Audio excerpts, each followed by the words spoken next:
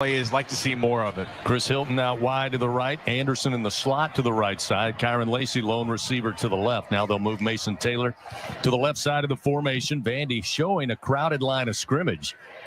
They've got 7 in the tackle box, and the handoff goes to Durham, and he's going to try to fight. He stood up after reaching just beyond the 29-yard line, just shy of the 30.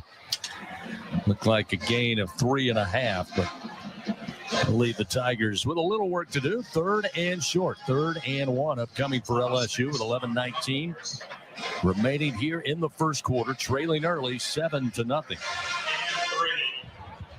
Yeah, I think this is one of those times, CB, you don't want to try to get too cute. Go pick up the first down. Caden Durham showing you he can push the pile here.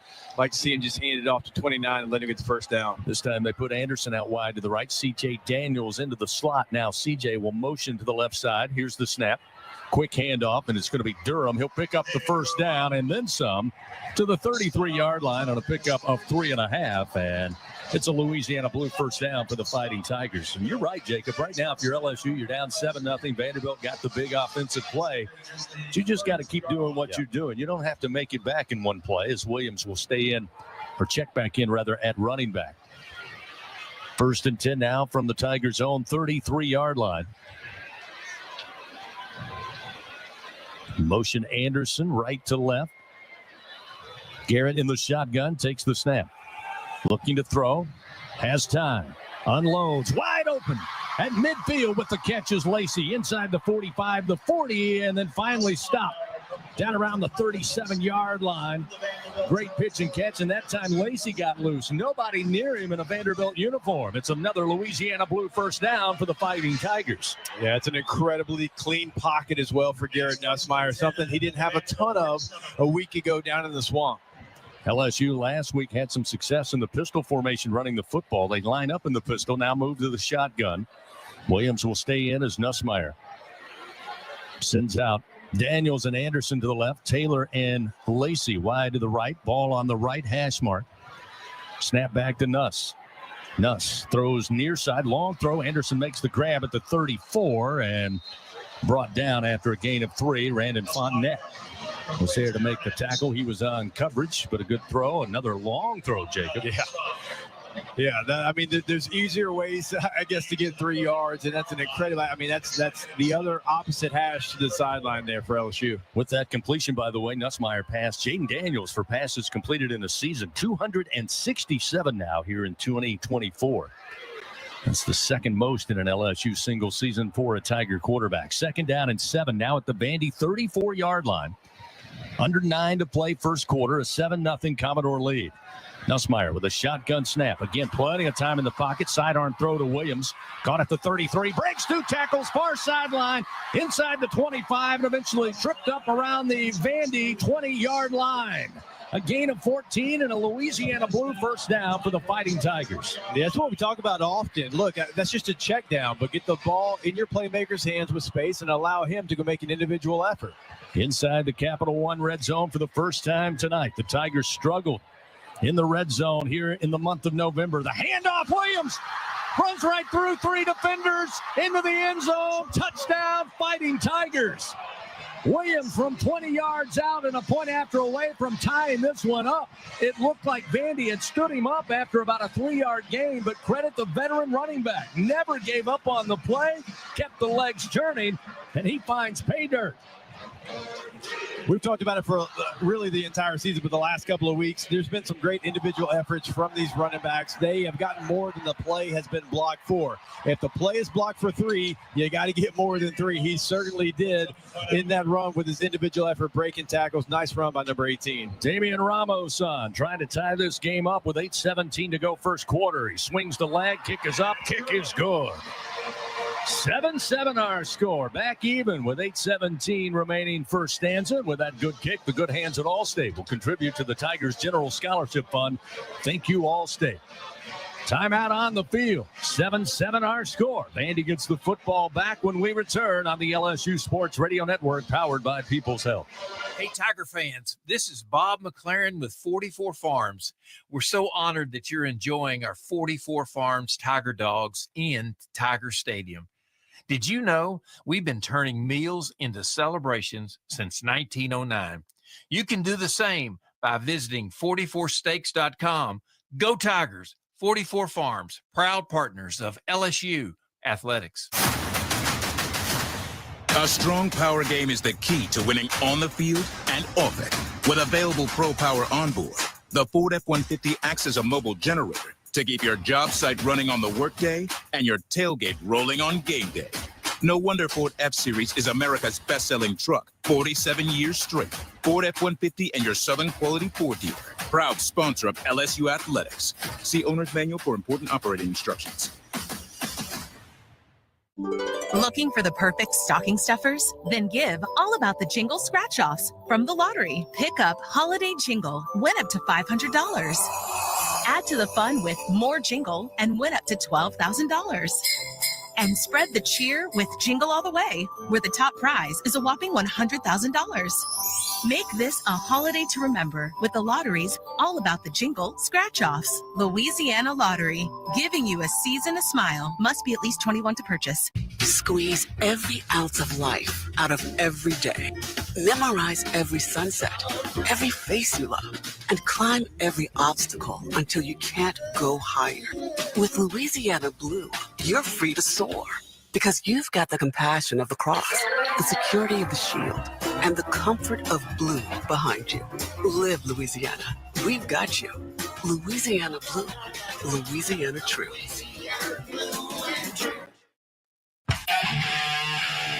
This is LSU Fighting Tiger Football on the LSU Sports Radio Network, powered by People's Health. After Vanderbilt took one snap of the football, went 63 yards on their first possession to take a 7-0 lead, LSU would answer back with their second possession of the game. Your LSU Online scoring drive. Remember, score big in your career with LSU Online and continuing education. The Tigers driving 8 plays, 90 yards, 4.5 minutes off the clock.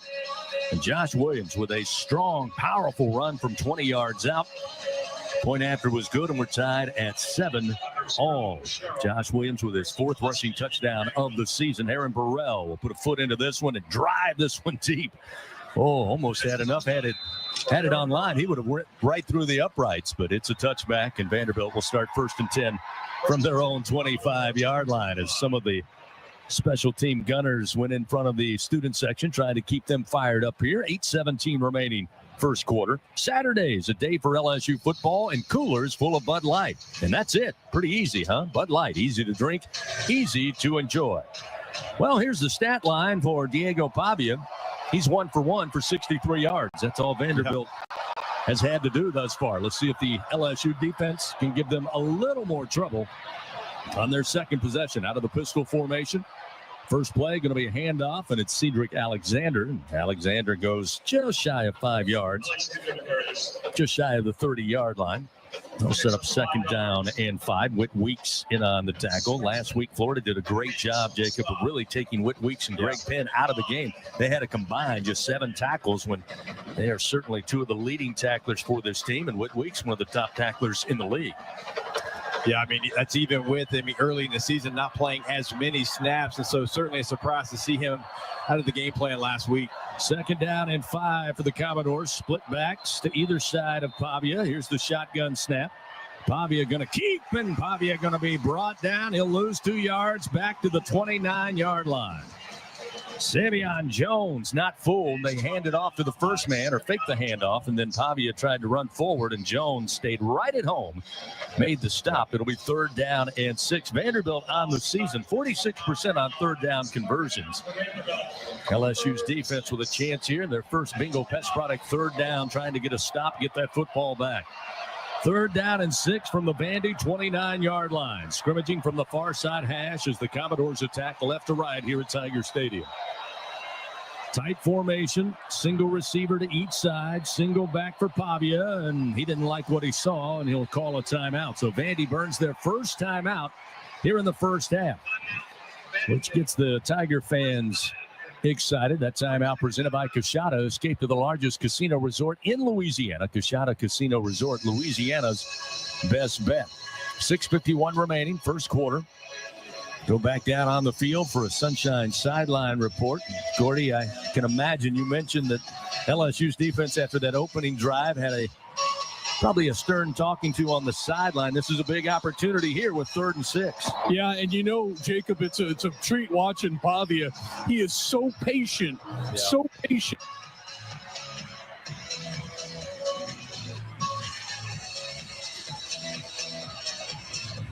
Yeah, I think we lost Gordy there, but I mean, he is Gordy's getting to it. I mean, patient with the mesh on all these zone reads that he's running. I mean, he is not in a hurry to pull it. He's not in a hurry to give it to the running back. He is trying to see what you are going to do against him defensively. And that was a really nice job by Savion Jones making that play because, like you said, it is not a quick pull. 3rd down and 6 after the timeout. Again, the ball placed at the 29-yard line. 2 receivers left, 2 to the right. They'll spread the field now with a single back. Pavia steps up to the offensive line. LSU crowding the line of scrimmage. Penn and Weeks right behind the defensive front. Snap is back. LSU comes after Pavia. The throw downfield going to be short-armed and incomplete at the 45-yard line. Looking for Skinner again. That was a long throw from the far hash to the near side. Just didn't have enough in it. And it'll be 4th down and 6 and a punting situation upcoming for the Commodores. Yeah, it's a great answer, CB, from this LSU defense. I mean, obviously, first play of the game, you give Vanderbilt all the confidence in the world, but you kind of settle back down, do a really nice job of reading this Vanderbilt offense, and you get them off the field, force a punt. First punt of the night for Jesse Mirko. He'll let it fly. It's a booming punt. Backpedaling is Thomas inside the 20. He'll field it at about the 17 far side. Now picks up a head of speed. Tries to get to the near side to the 20, 25, and then brought down at about the 27, maybe the 28-yard line. 54-yard punt, but a nice return by Thomas, so we got a timeout on the field. 6:31 remaining, tie game. 7-7 between Vanderbilt and LSU. Back to Tiger Stadium after this on the LSU Sports Radio Network, powered by People's Health. I learned patience from my adoptive dad. All he had to say was, "Hey, you got this. Just breathe." Hey, we're pretty good. yeah. Might have to start a band. I got it. Learn about adopting a teen from foster care. You can't imagine the reward. Visit adoptuskids.org to find out more. This message is brought to you by Adopt US Kids, the U.S. Department of Health and Human Services, and the Ad Council. And here's Heather with the weather. Well, it's beautiful out there, sunny and 75, almost a little chilly in the shade. Now, let's get a read on the inside of your car. It is hot. You've only been parked a short time and it's already 99 degrees in there. Let's not leave children in the back seat while running errands. It only takes a few minutes for their body temperatures to rise, and that could be fatal. Cars get hot fast and can be deadly. Never leave a child in a car. A message from NHTSA and the Ad Council. The Southeastern Conference. It's the land of legends, the places, the faces, and moments. And he's going for it. It's a touchdown. We've seen the confetti fall again and again. We're not done. It's time for the next generation to make their mark and go from 14 deep to 16 strong. It's a whole new ball game in the SEC, and it just means more.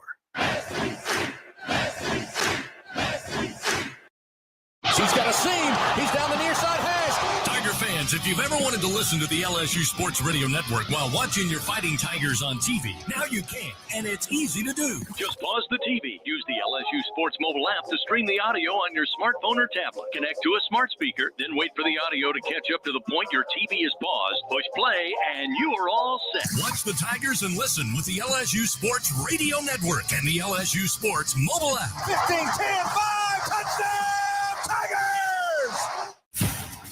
Your home for Fighting Tiger football. This is the LSU Sports Radio Network, powered by People's Health. Fans, LSU Athletics would like to thank its Team LSU corporate partners, Cox, McDonald's, Our Lady of the Lake, Albertsons, Louisiana Blue, Coca-Cola, and Hancock Whitney. 6:31 remaining first quarter. Tie game 7-7. Up to this point, it was a Vanderbilt big strike. Tigers took the opening kickoff, forced a punt. Vanderbilt lined it up, went 63 yards on one play on a pass from Pavia to Skinner. That would make it 7-0. LSU would get the ball back, then down the field, 8 plays spanning 90 yards before Josh Williams found his 4th rushing touchdown of the year. We're tied 7-7. Now the LSU defense got their feet settled, force a punt, and the Tigers have the football back. It'll be 1st down and 10 at their own 27-yard line. Ball on the near side hash as they attack right to left. Lacey going to send out wide to the right. C.J. Daniels and Aaron Anderson short side of the field to the left, as Nussmeier now will bring Anderson from left to right. Caden Durham, the single back. Nuss calls for the snap and gets it. Again, plenty of time in the pocket. Drops it off. Durham drops the ball at the 29-yard line. He faced up to his quarterback and then I think turned his head just to see who was nearby and didn't fall the ball in, and it's incomplete. Sets up 2nd down and 10 at the 27. Yeah, it's the old running back rule on a check down. You can't make the first one miss if you miss the ball. You got to catch the ball before you make any kind of move there. He did have some green in front of him as well. 2nd down and 10. Now a pistol formation. Durham behind Nussmeier. 2 wide to the right. Lacey lone receiver to the left side. Snap on 2nd down, give to Durham. Goes right, cuts back left, breaks one arm tackle, and then eventually Vanderbilt converges to bring him down for just a 1-yard gain. It'll be 3rd down and 9 for the Tigers, who early on 0 for 1, or check that, 1 for 2 on 3rd down so far. We approach 6 minutes remaining here in the first quarter of action. Fans, Blue Cross Blue Shield of Louisiana, proud to be the official health insurance of LSU Athletics. Louisiana Blue, Louisiana True. So a big 3rd down and 9 here for the Tigers. They'll have 2 receivers right, including Taylor in the slot to the right side. Anderson and Daniels to the left. Pressure. Nussmeier able to beat an arm tackle, rolling to his right, throws downfield. Taylor comes back for it, has the catch at the Vanderbilt 48-yard line, a gain of 24, and a Louisiana Blue 1st down for the Fighting Tigers of LSU. That's a great individual effort by Garrett Nussmeier. Look, Vanderbilt's playing coverage there. They only bring 4, but they won right now off the right side of the offense. Nussmeier breaks the tackle and finds Mason Taylor. 1st down and 10 from the 48 of the Vandy Commodores. Handoff, Williams again able to avoid the first tackler, and inside the 45, brought down at the 42 of the Commodores. Boy, you got to like the way that Josh Williams, and for that matter, Caden Durham, running the football here early on. 6 yards on the carry, sets up 2nd down and 4 for the Tigers. This helps keep Nussmeier and those receivers on schedule, Jacob. Yes, it feels like he's got an extra spring in his step today as well. He Number does. 18, Josh Williams. Looks like he's on skates out there. Or rollerblades for the younger generation. Nussmeier throws down the field, but it's going to be a little short down at the 11. Lacey couldn't come back for it. It's incomplete. But again, trying to go downfield. You heard Coach Brian Kelly say it in his press conference, Jacob. He mentioned it to me Thursday night on the radio show. He said, hey, look, we have got to push the ball downfield. Receivers got to get separation, and Nussmeier's got to find them. That time just a little short, but they're still trying. Yeah, you're right about that. I mean, the explosive plays, that's what was missing last week. It's how you dominate the stats like you did, but you didn't have the explosive plays, and Florida did. 3rd down and 4 here for the Tigers. Nussmeier takes the snap, give to Durham. Durham explodes up the middle, inside the 40, down to the 35-yard line. He picks up 8. That's a Louisiana Blue 1st down for the Tigers, and they keep the drive moving with 4.5. LSU now going a little tempo, something we have not seen since South Alabama and a little bit against Ole Miss. Been several weeks. Tigers line up. Nussmeier takes the snap. Quick fire, near side, caught by Lacey. Couple of dances. He's still free inside the 25 and hit from behind and dropped at the 20, maybe at the 19. A gain of 15 yards and another Louisiana Blue 1st down. Tigers for the 2nd time tonight inside the Capital One red zone with 4:04 clock moving 1st quarter. And the Tigers looking at 1st and 10 at the Vandy 19. Yeah, that was immediate. Nussmeier liked the matchup. He saw the matchup early. He couldn't get that ball out of his hands fast enough. And you go back to it. Give it to your playmakers in space and allow them to make a play. This time Daniels wide to the right, wide side of the field. They've got Pimpton, Taylor, and Thomas to the left. Play clock dwindling down to 4 as they move Taylor left to right. With 1, here's the snap. Nussmeier gives to Durham. Durham up the middle, breaks free inside the 10, eventually brought down around the 6-yard line. Gain of 11, and the Tigers look at first down and goal to go as they're a Vandy Commodore down at the 17-yard line, and Garrett Nussmeier kind of limping on his way to the near sideline after giving the handoff. Brandon Fontenette is the injured Commodore, so clock stops with 3:23 remaining first quarters. The training crew comes out to take a look, but not sure if you saw that, Jacob, but after they realized there was going to be a halt in action, Nussmeier kind of limped his way to the near side. Let's check in with Gordy Rush on the sideline. I'm sure, Gordy, you saw Nussmeier kind of giving to one leg. Yeah, he's going to stay in the football game. He's a little could be walking off. But I didn't get to see a replay on the backside. I'm interested after he audibled there how he injured that, because I didn't see penetration in the backfield. Yeah, Gordy, I just watched the replay. I didn't really see him get stepped on or anything. He looked like he did kind of overextend maybe his leg to try to fake to Xavion Thomas, who was coming on an end-around fake there, but I didn't see him get stepped on or anything after the play, so not quite sure what happened there. First down, goal to go. Ball marked at the Vandy Commodore 8-yard line. 7-7 our score. 3:11 remaining first quarter. Nussmeier again back out there in the shotgun. Williams on a wing to his right. 2 receivers right, 2 to the left. Here's the snap to Nuss. Here's pressure. Tried to backpedal and just falls down at about the 15, maybe the 14-yard line.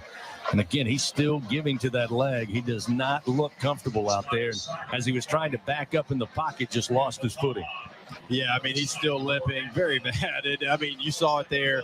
He tried to kind of scoot back in the pocket, immediately goes down, almost like, he was trying to cut off his heels, like he couldn't put any pressure on his toes right now. So I'm not sure what's going on, but certainly still lingering from a couple of plays ago. What was first down goal to go from the 8, now second down goal to go from the Vandy 14-yard line. 3 receivers, make that 4 receivers to the right. They set the screen to Anderson. Anderson cuts inside at the 12. Once again, gets inside the 10, back to the original line of scrimmage at the 8-yard line. It'll be third down, goal to go from the 8 after the quick screen. Net 7 yards. Langston Patterson was there for Vanderbilt. It was Patterson or Anderson's in the end zone. I do like the play design. So you motion Caden Durham. It kind of looks like you're going to screen to him. And then the inside receiver, who typically would be blocking on any kind of screen, he just steps off the line. It's actually a screen to the inside receiver there. Vanderbilt wasn't ready for it. Nice to get you kind of back on schedule. Third down and goal to go from the 8. This time scrimmaging from the far side hash, headed towards the north end zone here at Tiger Stadium. Nussmeier, quick fire. Catch made by Tradez Green inside the 5, but dropped immediately at about the 3-yard line. Stop made by DeRicky Wright, the grad student out of Gadsden, Alabama. And that will set up fourth down, goal to go from the 3.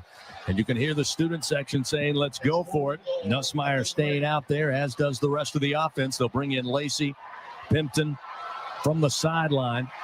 Play clock, though, down to 17 as Vandy now will make some substitutions. Play clock down to 13 as LSU just now getting to the football. Gotta restart the play clock for them. Looks like they will. They do. Start a fresh 25 after the substitutions come in. So the Tigers with time now. They'll line it up. Look like they're going to go for it on fourth down. Goal to go from the Vandy 3 in a tie game with 48 seconds remaining here in the first quarter. And now we do get time called. Looks like our crew chief, Steve Marlowe, called for time. Looked like he was on the left hash, and then the officials picked the ball up, moved it to the far right hash, and I'm not exactly sure why. And now Steve Marlowe, I think, is telling his crew, I think the ball needs to be on the near side hash. The play ended on the left hash, not the right hash. It's fourth down. So Vandy again will bring in mass substitutions for the second time prior to this fourth down play. Yeah, the referee who moved the ball hit his chest like, my bad. It's like a coach once told me, it sure isn't my bad. Big play here in a tie game. Fourth down, goal to go from the Vandy 3. Williams is your running back. Nussmeier in the shotgun. 2 wide receivers right, 1 to the left. Nussmeier all day throws back of the end zone looking for Green. It's off his fingertips and incomplete. And Vandy's defense holds. They'll take over, turnover on downs. It'll be first down and 10 from their own 3, and the game remains tied at 7 apiece. It's on 3-yard line. Yeah, not a very high percentage play throw right there. And, it's a young player fading away from the football as well. And it's going to be a tough completion for Garrett Nussmeier. Honestly, you're just expecting 86 to get the target there because in so many big moments, Mason Taylor's kind of been that guy. You try the freshman Green, and again, it's going to take a pretty perfect throw from Garrett Nussmeier. Green not able to go up and get it. That time defensively, give credit as well to C.J. Taylor, the senior out of McKinnville, Tennessee. He was right there on trade as Green. He gives up a few inches in height, but was good coverage. So now Vandy takes over, 1st down and 10 from the 3. Pavia 3 yards deep in his own end zone, stands in the shotgun. Looks to that far sideline. Now calls for the snap and gets it. Long throw, far side, and caught and dropped. That time, I believe, Major Burns got him down around the legs. He couldn't break free, and he waited for the cavalry to arrive, and they clean him up. Quincy Skinner made the catch, but goes nowhere. It'll be 2nd down and 10. Maybe they give him 1 yard. They do. They mark it at the 4, so it'll be 2nd down and 9 from the Vandy 4. Yeah, it's a nice play in open space. Vanderbilt tried to, almost if you're watching the Tennessee offense, get everybody as far to the sideline as they can to create that space for a one-on-one, and Major Burns won that one-on-one battle. That's the final play of the first quarter. We played 15 minutes at Tiger Stadium. We're all knotted up at 7 apiece. Second quarter action coming your way. LSU Athletics would like to thank tonight's game sponsor, Louisiana Blue, official health insurance partner of LSU Athletics. Second quarter action coming up after this on the LSU Sports Radio Network, powered by People's Health. Hi, I'm Kevin Falk, LSU Hall of Famer. My years at LSU were amazing. I've always loved celebrating with my teammates, especially when someone was serving up some delicious Manda salsa. For a lot of Tiger fans, it's just not game day without Manda in the mix. Serving top quality sausage and original season is Manda's strong side, but it's Manda's flavor that's always got me running back for more. You get it? Running back for more. After 75 years, the flavor still says it all. Manda Fine Meats, the official smoke sauce of LSU Athletics. How powerful is Cox Fiber? Powerful enough to stream all my live sports actually live? Yep. Powerful enough to share my screen more smoothly? You got it. Powerful enough to keep my games online and my squad on top? Oh, yeah. That's pretty powerful. Introducing Cox Fiber from the company with the fastest download speeds 9 years in a row. It's internet built for tomorrow, today. Cox, always building better. Limited availability in select areas. Speeds vary and are not guaranteed. Cox terms and other restrictions may apply. Analysis by Ookla Speed Test Intelligence in Las Vegas, Omaha, Phoenix. Fixed median download speed Q2 2016 to Q1 2024. Some days you hit snooze, but not today.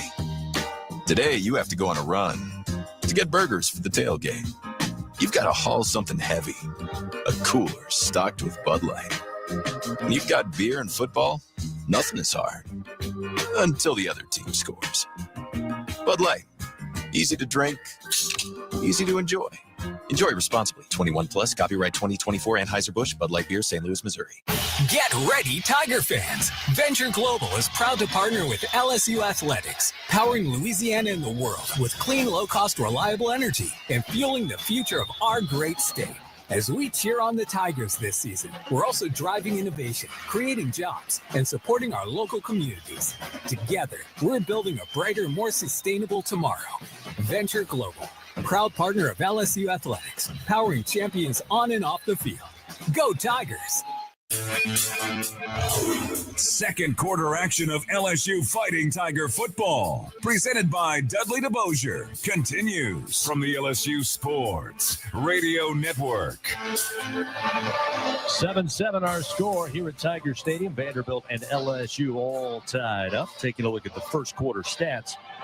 For the Vanderbilt Commodores, 68 yards total offense, 64 through the air, including a 63-yard touchdown strike on their first play of scrimmage in that first quarter. They've got just 4 yards on the ground thus far. For the Tigers, 168 total yards, 113 through the air, 55 on the ground. The Tigers, though, with 9 first downs to just 2 for the Vanderbilt Commodores. And much like last week, Jacob, time of possession. We'll see if it is a stat that matters as little as it did last week. But 12-28 of the first quarter belonged to the Tigers offensively, just 2:32 for Vanderbilt. Nussmeier, 10 of 13, 113 yards. By the way, earlier in the first quarter, out through Jaden Daniels for passes completed in the season with 267. Caden Durham, 7 carries, 35 yards. Josh Williams, 2 carries, 26 yards, and his 4th rushing touchdown of the year. Diego Pavia, by the way, 2 of 3 for 64 yards and that 63-yard touchdown. Vanderbilt takes over after LSU could not punch it in from the 3. This will be 2nd down and 9 from the Vandy 4 as we start second quarter action. Empty backfield. Pavia takes the snap 2 yards deep in the end zone. Quick fire out near side. Skinner made the catch at the 10 and then grabbed by the ankles and pulled down at about the 13 by Zy Alexander, a gain of 8. That will set up 3rd and 1 for the Commodores. As again, Vandy now attacks right to left to start this second quarter. Those first quarter stats, as always, brought to you by Hancock Whitney, official bank and credit card of LSU Athletics. So another Bingo Pest Product 3rd down here for the Tigers. It's 3rd and 1 for Vandy. Haven't had a whole lot of opportunities to run the football yet. We'll see if they decide to do so out of the pistol formation here on 3rd and 1. Snap back to Pavia. Pavia going to keep off the left edge, and he is by his lonesome. 25-30, 35-40 across the 45 and steps out of bounds into the Tigers sideline. He fooled everybody. All the action went on the fake handoff to the running back, Alexander, and Pavia was gone. You know, he did, but he should not have. Because Braden Swinson didn't read that play like he's supposed to within the call of the defense. I think he predetermined what he was going to do. And I almost said before the play, that ball's not leaving his hand. Pavia is keeping this some way, somehow. And then, no attention to detail. Pavia is down the field for a big play. 36-yard gain for the leading rusher for the Commodore offense. Shotgun formation, Pavia on 1st and 10. Looking to throw, airs it out near side, has a man, but he can't hold on. Diving catch near the sideline, down around the 25-yard line. Just out of his reach, the outstretched arms to Skinner, who's a little slow to get up in front of the Tigers sideline, out of bounds. The training crew for LSU going to come over and take a look at Skinner while Vandy's trainers make their way across the field. So clock stopped now with 13:31 remaining second quarter. One of the interesting things so far, Vanderbilt's trying to pick on Zy Alexander. We've seen teams actually be the complete opposite. They're like, okay, we're not testing 14. We'll try somebody else. But here early in this game, and I don't know, CB, if it's because of the first play, you had a busted coverage there. Maybe they think they've got a matchup. But that's about 4 or 5 times already. We've seen them throw it 14's way, and we see full 60-minute games where you don't try Zy Alexander 4 or 5 times. No doubt about it, as Skinner on mostly his own power makes his way to that far sideline. May have just been shaken up a little bit after giving up the body fully extended, trying to haul in that catch, and landed smack on the ground. So it'll be 2nd down and 10. Again, Vandy at their own 48-yard line. 7-7 our score, 13:31 remaining here in the second quarter.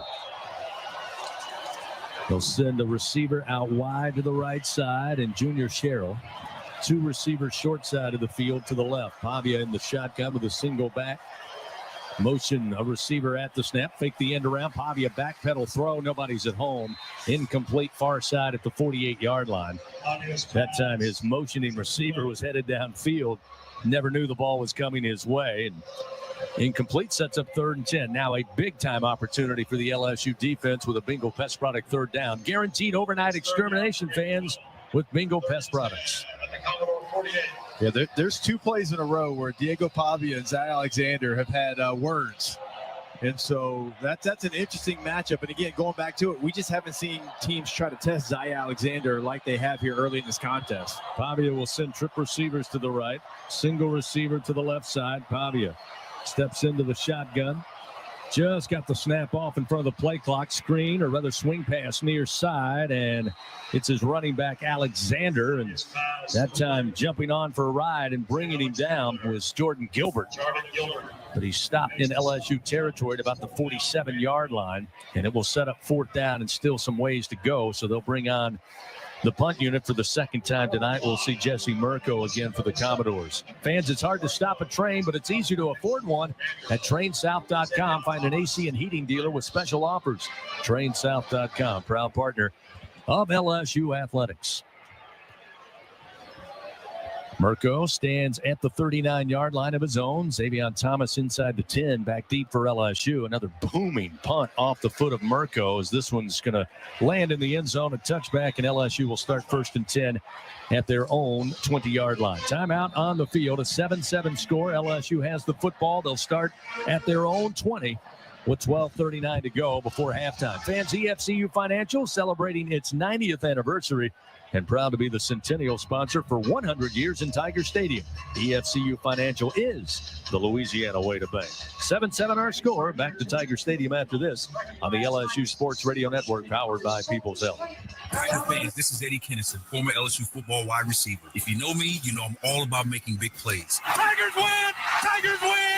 That's why I joined the team at LSU Sports Properties. Our goal here is to help businesses make big plays both on and off the field. If you want to give your brand that competitive edge and be a part of the biggest stage in college sports, give the corporate sponsorship team at LSU Athletics a call. Your brand, our fans. Utilize the power of LSU Athletics to promote your business and sponsor LSU Athletics today. Call 225-578-2788. Go Tigers.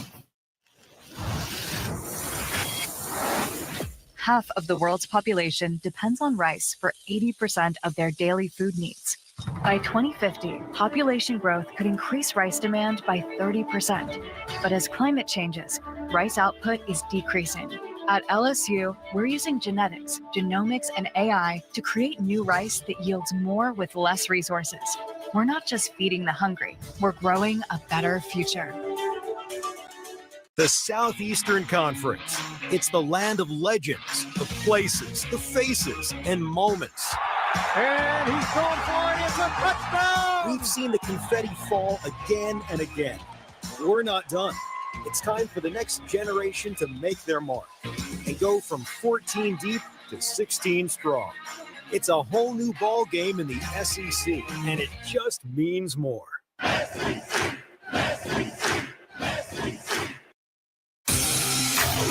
Back to second quarter action of LSU Fighting Tiger football. Presented by Dudley DeBosier from the LSU Sports Radio Network. 12:39 remaining. Second quarter action from Tiger Stadium. We got a 7-7 ball game. Vanderbilt and LSU, both teams coming in 6-4 on the year. Both teams 3-3. Vanderbilt trying to get their first winning season since 2013. LSU trying to first pick up their first win in the month of November and finish strong with 2 games remaining, both at home tonight against Vanderbilt. Next week, first meeting is SEC foes against the Sooners of Oklahoma. First down and 10 for the Tigers. They take over after forcing the punt. They'll start at their own 20-yard line, moving left to right as we look down at the field. Tigers in their gold jerseys. Again, purple and white stripes on the shoulders, white pants, purple and gold stripes down the leg, and the white LSU helmets. Nussmeier working with Durham in the backfield. Gets the shotgun snap. Durham straight ahead. Durham able to punch his way to about the 23-yard line. A gain of 3. It'll be second down and 7. Fans, don't miss the Brian Kelly Show live all season long. This coming Monday night, special Thanksgiving night, via TJ Ribs at 7 o'clock. Get the latest updates and game insights on the Brian Kelly Show, presented by Our Lady of the Lake, championship health partner of LSU Athletics. The Tigers again outgaining Vanderbilt thus far, 171 to 107. Trying to find the end zone, something that has eluded the Tigers here in the month of November. Nussmeier, shotgun snap on 2nd and 7 to give to Durham. Little stutter step, goes right side, or rather left side, across the 25 to the 26. And a little extracurricular after the play. Well, of the echo of the whistle that time as Xavion Thomas got tied up with C.J. Taylor, but cooler heads prevail. And a manageable third down here for LSU. Trying to keep this drive going. It'll be 3rd down and 3 with a ball mark just shy of the 27-yard line of their own. You can always tell coaching points, CB, because every lineman is doing the same thing you're mentioning, finishing to that echo of the whistle. Vandy showing crowding the line of scrimmage. Now they back off slightly. They'll step up again as Nussmeier. Expecting them to drop back. They'll rush just 4. Nuss fires. Lacey had the ball in his hands, but he dropped it as he was hit at the 40-yard line. Tight window that Nussmeier was able to needle it through, and Lacey just unable, I think, Jacob, to get that football from his hands to his chest before it came loose. It's incomplete. Then it sets up 4th and 3, and we'll see Blake Oschendorf come out and punt this football away. Yeah, it's a really nice ball by 13 there, and you just got to come up with that catch. We talk about it all the time, strong hands. Mason Taylor, C.J. Daniels, these strong hands. You'd like to see Kyron Lacey just really put those hands on it and then finish with a catch there because of the throw. Oschendorf puts this one. Knuckleball punt down the field. Fair catch called for and made by Height at the 40-yard line. So Vandy takes over with 10:58 remaining. Timeout on the field. Still tied 7-7. We'll return after this on the LSU Sports Radio Network, powered by People's Health. Southern Air Heating, Cooling, and Plumbing, your trusted experts for all your home service needs. With over 35 years of dedicated service, we prioritize your comfort and satisfaction. As an official partner of LSU Athletics, we bring our expertise to every game, from installations to repairs. Our team delivers honest pricing with no surprises. Call us today at 225-777-8888 and experience the difference with Southern Air Heating, Cooling, and Plumbing. Go Tigers! This is Coke Zero Sugar. Could I be the best Coke ever? Try and taste with your ears. Hear those bubbles? Imagine them tingling on your tongue. Fizzy deliciousness. Listen to that cascading liquid. A mouth-watering waterfall. Irresistibly tasty. Zero sugar. Crisp, refreshing, and ice cold. Is Coke Zero Sugar the best Coke ever? Try and decide. Today, we are shaping tomorrow. We are researching how extreme stress impacts the immune system, from trauma victims to athletes and even astronauts. Our work is leading the way in sepsis treatment, saving countless lives. We're unlocking the mind with music in exciting new ways. Our Lady of the Lake Health and LSU are improving the health of our state and beyond. That's the impact of champions. Imagine the impact we'll have on the future. Together, we roar. Second quarter action continues. Presented by Dudley DeBosier from the LSU Sports Radio Network. LSU Athletics would like to thank its Team LSU corporate partners, Cox, McDonald's, Our Lady of the Lake, Albertsons, Louisiana Blue, Coca-Cola, and Hancock Whitney. We got a 7-7 ball game here with 10:58 remaining in the second quarter. Good crowd on hand tonight for the next to last regular season game for LSU here in 2024. Vanderbilt, Clark Lee certainly went hard into the transfer portal and certainly led by Diego Pavia, who was Conference USA Player of the Year last season. Come in, already shown LSU what he can do. That opening drive, 63-yard touchdown pass. But this Vanderbilt roster has 51 new student athletes who were not part of the Vandy team, Jacob, a year ago. Yeah, you talk about complete reset, and that's what they did. I mean, they have a ton of players, as you mentioned, from New Mexico State. Not only players, coaches as well that were coaching in New Mexico a year ago. First down and 10 for the Commodores. They start at their own 40-yard line. Nate Johnson in now to take the snap at quarterback. Johnson takes the snap. He's going to try to run, keep it far side, breaks a tackle in the backfield, and then turns it upfield, picks up 9 yards. Well, they're going to give him a good spot right at midfield. And looks like he'll pick up. Let's see, where are they going to place it? They're waiting for the spot, and I'll tell you what, the nose of the football is on the midfield stripe, and they're going to say it's a first down. It took a while for the chain crew was waiting for an indication. That's an interesting move there because your quarterback's your leading rusher. Then you bring a quarterback in to run the football. But, I mean, that was a change of pace. He's only got a handful of carries on the year. So Pavia back in there now, and 1st and 10 from midfield, just right of the Tiger eyes. They scrimmage from the far side hash. Pavia with the snap. Quick fire far side. Catch going to be made. Once again, he goes to the first catch of the night from Fungi. Loic Fungi makes the grab and scampers up the far sideline. Gets a good gain of looks to be about 9 yards. So it'll be 2nd down and 1 for the Commodores. We roll under 10 minutes remaining here in the second quarter. Yeah, Fungi only 7 catches, coming into the game. So certainly not one of their top targets, but a nice play there.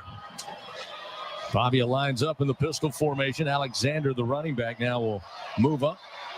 Left hip of the Vanderbilt quarterback. Here's the snap, a little high. A give to Alexander. And straight ahead inside the 40. Picks up the first down, picks up 3 yards, and just shy of the LSU 38-yard line. I'll tell you what, Jacob Hester, this isn't your everyday Vanderbilt team. I mean, it's been chippy down here, starting with Pavia after he had that long run coming out the south end zone. He was talking smack down to the LSU sideline. After every play, there's a little extracurricular down here. First down and 10 at the 38. Told you this isn't your older brother's That's Vanderbilt. Right. 3 offensive backs, 2 to each side of Pavia. Alexander behind him. Here's the snap. Give going to go to Jones off the right edge. Jones alone is going to be stopped shy of the 35. Maybe they'll give him forward progress before being thrown back there. Team of Tigers, including Whit Weeks, in on the stop. Good to see Wes Weeks out there after battling injury the majority of the season. 2 Weeks brothers helping to make that stop. 2nd down and 7. Stamps and Swinson also out there making the tackle. Twin backs to each side of Pavia. Single receiver right, 1 to the left. 2nd and 7 from the LSU 35-yard line. Here's the snap. Pavia gives. Alexander caught behind the line and eventually cleaned up and dropped for no gain on the play. A great job by Swinson. And then West and Whit Weeks combined to make sure he does not go farther, along with Dom McKinley. So a great job up front. LSU's defensive tackles, LSU's linebackers teaming up to make the stop. No gain on the play, and it'll be 3rd down and 7. Critical Bingo Pest Product 3rd down here for this Tiger defense as Vanderbilt getting deeper and deeper in LSU territory. 2 receivers, short side of the field to right. They'll send 2 wide to the left, single back. Pavia in the shotgun, takes the snap, 3 steps, slings it. Catch made at the 27-yard line. He got to the first down sticks, making the grab is Fungi again. That'll be a first down for Vanderbilt, marked at the 28-yard line of LSU. You know, Vanderbilt actually is doing a nice job of protecting their quarterback right now. I mean, LSU's got 2 really good edge rushers. They're not able to get home right now. So Pavia's got time back there, standing tall in the pocket, delivers a strike. Fungi again out wide to the right. 1 receiver in the slot to the right side, 1 receiver to the wide side of the field as Pavia calls for the snap. Quick handoff as Alexander puts his head down. Left tackle inside the 25. LSU stops his momentum, but not before he gains 5 yards to the 23. You mentioned earlier both Weeks brothers being out there. Interesting note. Remember, I mean, Wes Weeks was somebody that he was going to play if they needed him once he got healthy, maybe even eyeing a red shirt because he's dealt with that injury all season long. But him being out there, I mean, that tells you they need him. I mean, that was kind of the thing. Hey, when you need me, I'll be there. If you don't, I'll red shirt. Well, he's out there. Yeah, Coach Kelly said, hey, if we need him, we're going to put him in there. And tonight he's in. 2nd down and 5 now at the LSU 23. Pavia will motion the receiver out of the slot, right to left, fake the handoff. Here comes pressure, and he bends down, gets out of pressure, and then a second wave pushes him forward to the 21-yard line. Nifty move by Diego Pavia. That time, Gio Paez had him dead to rights, and he just kind of leaned down, went right underneath it. Yep. Well, if he was talking already, he's talking after that play. That's who he is. I think he, we talked about his confidence. I think he gains confidence by trying to get into your head. And again, this is not a player that Vanderbilt's had maybe ever. 3rd down and 3. Another opportunity. Bingo Pest Product 3rd down. Tigers with 3 down linemen at the line of scrimmage. Swinson standing up on the left side. Pavia, option pitch, near side, running, trying to spread it out, but a great open field tackle. Great job that time defensively by Sage Ryan. Cuts him down. They'll mark him at the 20. And it'll be 4th down and about 2 here for Vanderbilt. And again, heard Paris Shan talk this week with the media about all of the intricate running game Vanderbilt has. They use all kinds. And there we saw the first option pitch of the night. That's an option to a tight end. That's an option play to a tight end. So, everything's available. It's a nice job by LSU stopping that. Vanderbilt going to roll the dice. 4th down and 2. Pavia, empty backfield. Sprint out to the right. Looking to throw across his body, and it's incomplete. In the hands, but he threw it slightly behind Quincy Skinner, who tried to adjust and come up with it, but it's incomplete, and the Tigers return the favor. Turnover on downs. LSU will take over with 4:22 remaining here in the second quarter. Big stop for this Tiger defense. Got to be a shot in the arm and confidence as we reach a timeout. Still tied 7-7. 4:22 remaining before halftime. The Tigers get the football when we return on the LSU Sports Radio Network, powered by People's Health. The passion, the tradition, the rivalries. Sirius XM is your destination for all things college sports, and we've got you covered. On SEC Radio, there is complete coverage of every school in the conference, including live games, plus 24/7 talk and analysis. So cheer along on the Sirius XM app and listen to your favorite team anywhere. And now you can get 3 months of Sirius XM free. Subscribe now. See offer details at SiriusXM.com/SEC Sports. LSU Tiger fans are gearing up with real Tigers apparel and merchandise from the official online store at lsushop.net. Get jerseys, sideline gear, polos, t-shirts, hats, official team merchandise from Nike, accessories, and much more. Over 3,600 products, all shipped right to your door. Head to the place real Tiger fans go for the selection only real Tiger fans get at lsushop.net. The Southeastern Conference. It's the land of legends, the places, the faces, and moments. And he's going for it. It's a touchdown! We've seen the confetti fall again and again. We're not done. It's time for the next generation to make their mark and go from 14 deep to 16 strong. It's a whole new ball game in the SEC, and it just means more.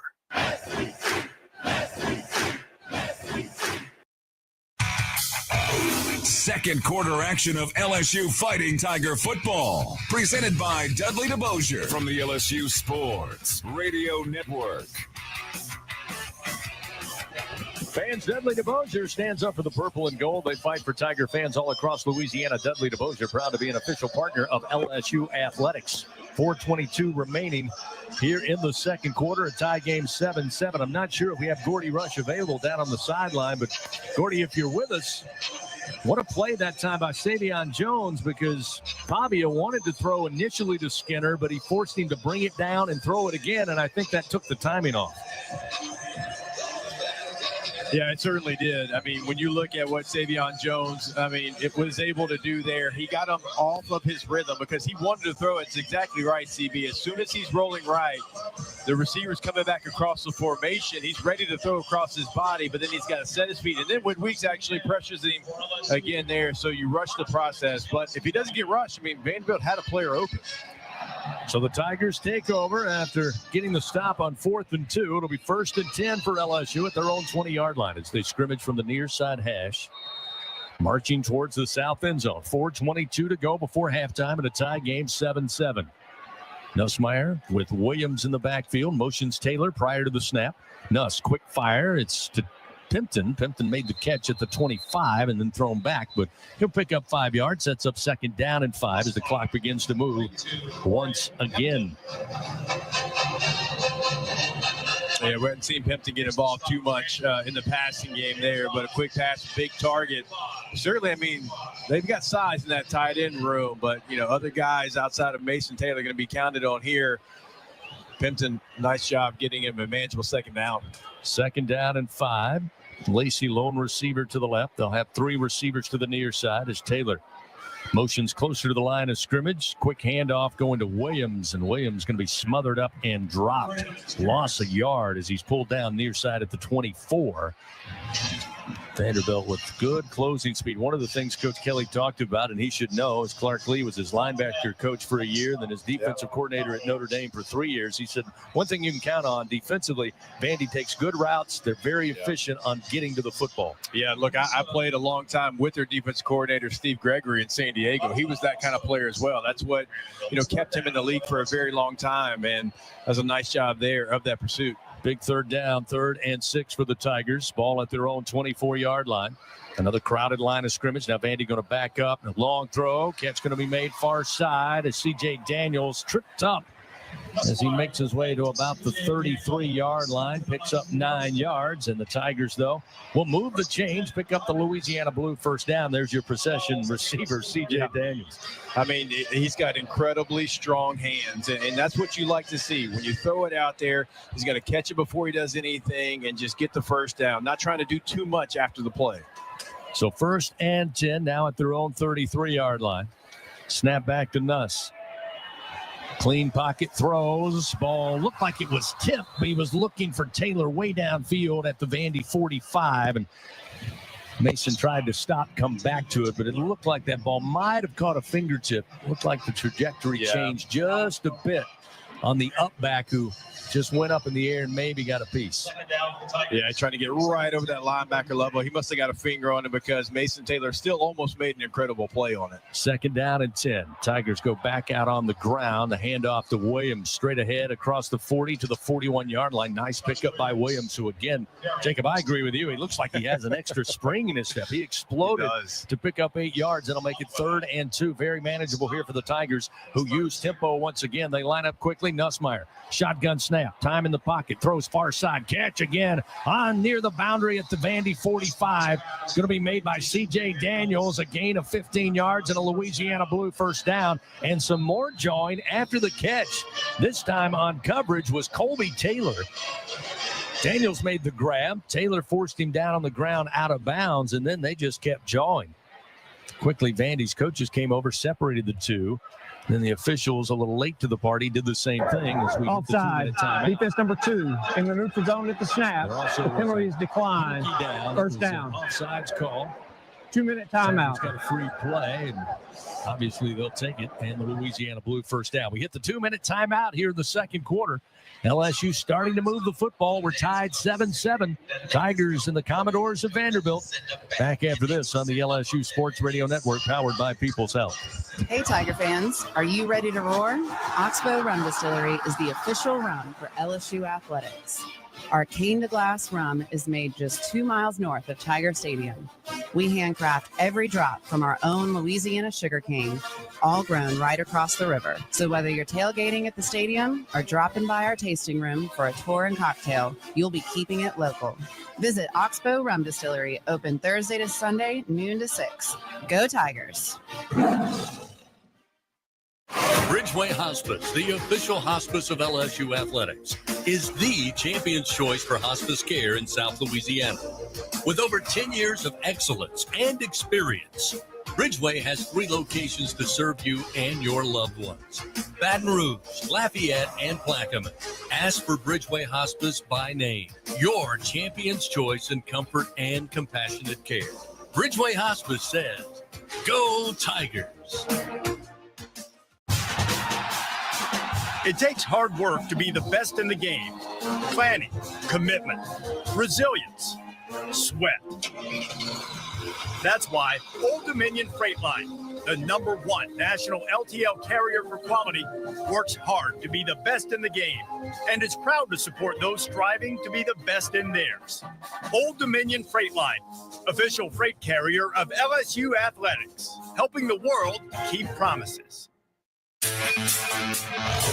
Second quarter action of LSU Fighting Tiger football, presented by Dudley DeBosier, continues from the LSU Sports Radio Network.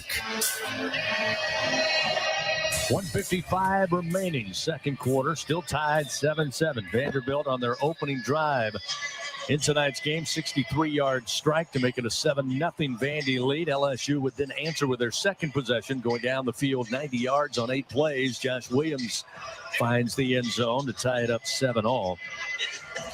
Fans make this a holiday to remember and pick up more jingle at any lottery retailer. Went up to $12,000. Louisiana Lottery giving you a reason to smile. Must be at least 21 to purchase. Tigers with the football after the 2-minute timeout, looking at 1st and 10 at the 45-yard line. Jacob, you mentioned good running tonight by LSU overall. Anything else stand out to you about the offensive scheme thus far against Vanderbilt? I'll tell you what, they've actually done a really nice job of, hey, let's just get it in space to our playmakers. I'd like the check downs. I'd like the quick throws, little 5-yard hits. Like, those plays are successful plays. Just keep doing it, and then you set up the big play down the field. 1st down and 10, the give to Williams. Huge hole, and Williams able to blast through inside the Vandy 40, pulled down at the 38-yard line. Nice pickup again by Williams on the run, but a great job by the offensive line. That was one of the bigger holes we've seen all season for these running backs to run through. Credit Vanderbilt, able to come back and eventually make the stop. Line of scrimmage to 37. LSU looking at 2nd and 3. Just outside the Vanderbilt 37-yard line. 2 wide to the left, 2 to the right. Snap back to Nussmeier. Backpedals in the pocket, throws, sidearm throw to Williams. Williams makes the grab inside the 30, the 25, and eventually stopped by Lockwell down around the 21-yard line. Great pickup and a Louisiana Blue 1st down for the Tigers. Josh Williams doing it all tonight. Little tempo once again for the Tigers. 1st down and 10 at the Vandy 21-yard line. Nussmeier, though, will take a little time here. 2 wide to the left. Daniels, the lone receiver, to the right side. Here's the snap. Give the ball right back to Williams. Sidesteps. Gets free inside the 15, the 10, the 5, and carries a Commodore into the end zone. Touchdown, Fighting Tigers. Great lead block by Mason Taylor. A great cut by Williams once he got beyond the line of scrimmage. 2nd rushing touchdown of the night for the veteran running back out of Houston, Texas. His 5th rushing touchdown of the year, and the Tigers have their first lead with 51 seconds remaining here in the 2nd quarter. It's 13-7 Tigers with a point after upcoming. I tell you what, last time I saw these uniforms, Rondell Mealy was doing this in 1997, and Josh Williams is trying to do his best Rondell Mealy right now. Damian Ramos back out to try to add one more. Snap is back, a little low. Placement down by Todd. The kick is up, and it's good. Damian Ramos will make it 14-7. Josh Williams with the touchdown, presented by Louisiana Blue. And with that good kick from Damian Ramos, the good hands at Allstate will contribute to the Tigers General Scholarship Fund. Thank you, Allstate. So the Tigers now lead 14-7. Another great drive, Jacob, down the field, converting, getting 1st downs, and doing a really good job of running the football against this Vanderbilt team. Yeah, like we talked about, I mean, one of the big plays down there, it's just a check down. The check down to Josh Williams, and it gets you a 1st down. It gets you, those 12 to 15 yards. You have to take what this defense gives you. I said in the open, they are a team that is going to be a little passive in coverage. You're a cover 3. They're a quarters team. They're not overly aggressive. They try to keep everything in front of them. We'll take that, and then you have big plays like Josh Williams had 2 of those big play runs tonight, and you can be successful. Aaron Burrell tees it up at the 35. Here's the ensuing kickoff. Puts a foot into it. A mile high, spinning end over end. And again, we'll take a bounce on the 100 Years logo near the back of the end zone. And Vanderbilt with 51 seconds will start 1st and 10 from their own 25-yard line. Fans, Dudley DeBosier stands up for the purple and gold. They fight for Tiger fans all across Louisiana. Dudley DeBosier, proud to be an official partner of LSU Athletics. Real quick, let's pause 10 seconds. Station identification. This is Fighting Tiger Football on the LSU Sports Radio Network, powered by People's Health. Hear the Tigers roar worldwide. The LSU Sports Radio Network and the LSU Sports mobile app. Along with Jacob Hester and Gordy Rush, and plenty of fans in purple and gold here at Tiger Stadium. LSU now leading 14-7, 51 seconds remaining. Vanderbilt with the football. Pavia will empty the backfield, have 4 wide to the right, single receiver to the left. Only one down lineman for the Tigers. Pavia sprint out to the right, throws with a hand in his face, but the catch made on that far sideline. Running up is Junior Sherrill, and he'll pick up 13 yards and move the chains. First down for Vandy. Get out of bounds. Stops the clock with 46 seconds. Yeah, you gotta be careful here. Remember, Vanderbilt gets the football out of half there. You got all the momentum right now after taking the lead. Don't play too passive and give them something, even a field goal attempt, right? You want to stop them right here. Go into the locker room with all the momentum. 1st and 10 from the 38 of their own. Pistol formation. Pavia with the running back, E.J. Newberry, behind him. Now he'll bring Newberry to his right hip. 2 wide to the left. 1 to the right side. Pavia looking to his right, throws. Catch made at the 43. Across the 45 is going to be Sherrill once again. And he'll carry a couple of Tigers to about the 47-yard line. A pickup of 9. Sets up 2nd and short, but he stayed in bounds. And looked like Vanderbilt going to call a timeout to preserve 36 seconds on the second quarter clock. That timeout presented by Coushatta. Escape to the largest casino resort in Louisiana. Coushatta Casino Resort, Louisiana's best bet. Yeah, you almost had a big play there. So Jordan Gilbert, he sees the play, but he kind of gets stuck in no man's land. And he didn't fully commit to going to try to intercept the ball, but he didn't fully commit to playing the receiver. He got caught in no man's land, and that's how that's a completion there. But I think if he is aggressive, that might actually go the other way for 6. I mean, he read it perfectly. It was a perfect defensive play call, but just kind of got no man's land and then played it a little passive and wasn't able to make the play. So Vandy now strategizing with 36 seconds. 1 timeout remaining for the Commodores. I'll tell you what, Jacob, I'm telling, if I'm Corey Raymond, a secondary coach, no double moves. Right. No double moves, because he's so shifty back there with the ball. I don't want to give up. If they're going to throw it in front of you, we'll break up and make a tackle, but nothing over the top. LSU will line it up. Sage Ryan playing deep at safety.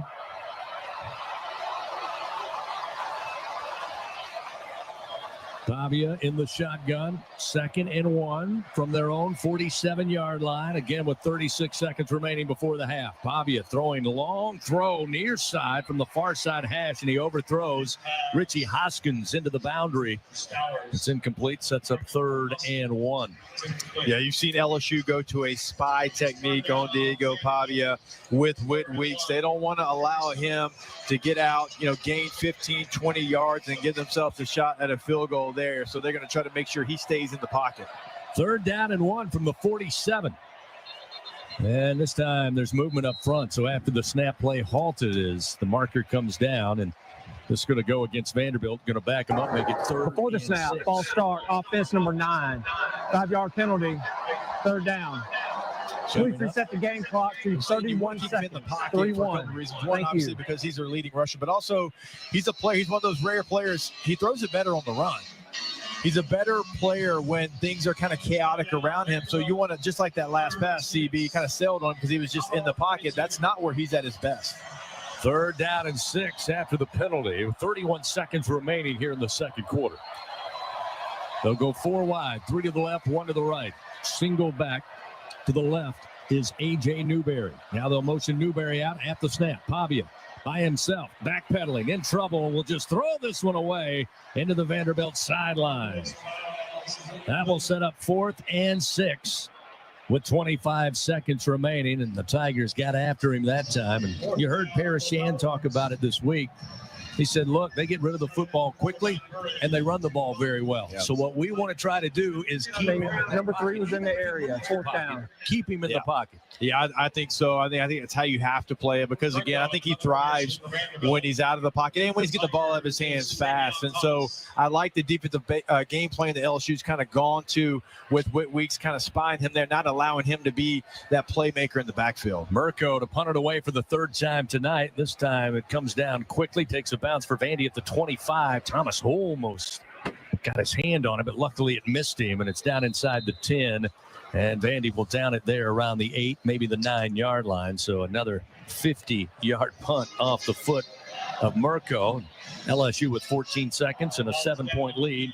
14-7, probably going to come out And more than likely, take a knee and head into the locker room. Coming up, the ISC Constructors Fighting Tiger halftime report. We'll go down on the field, hopefully catch Coach Brian Kelly, get his thoughts on the first 30 minutes of action before we send it back to the Capital One studio. And Brian Haldane will update us on stats, highlights, and scores from around the SEC. Indeed, Nussmeier takes a snap, takes a knee, and that will roll off the final 7 seconds of the first half. Both teams head to their respective locker rooms. And after 30 minutes of football here at Tiger Stadium, LSU takes a 7-point lead into the locker room, 14-7.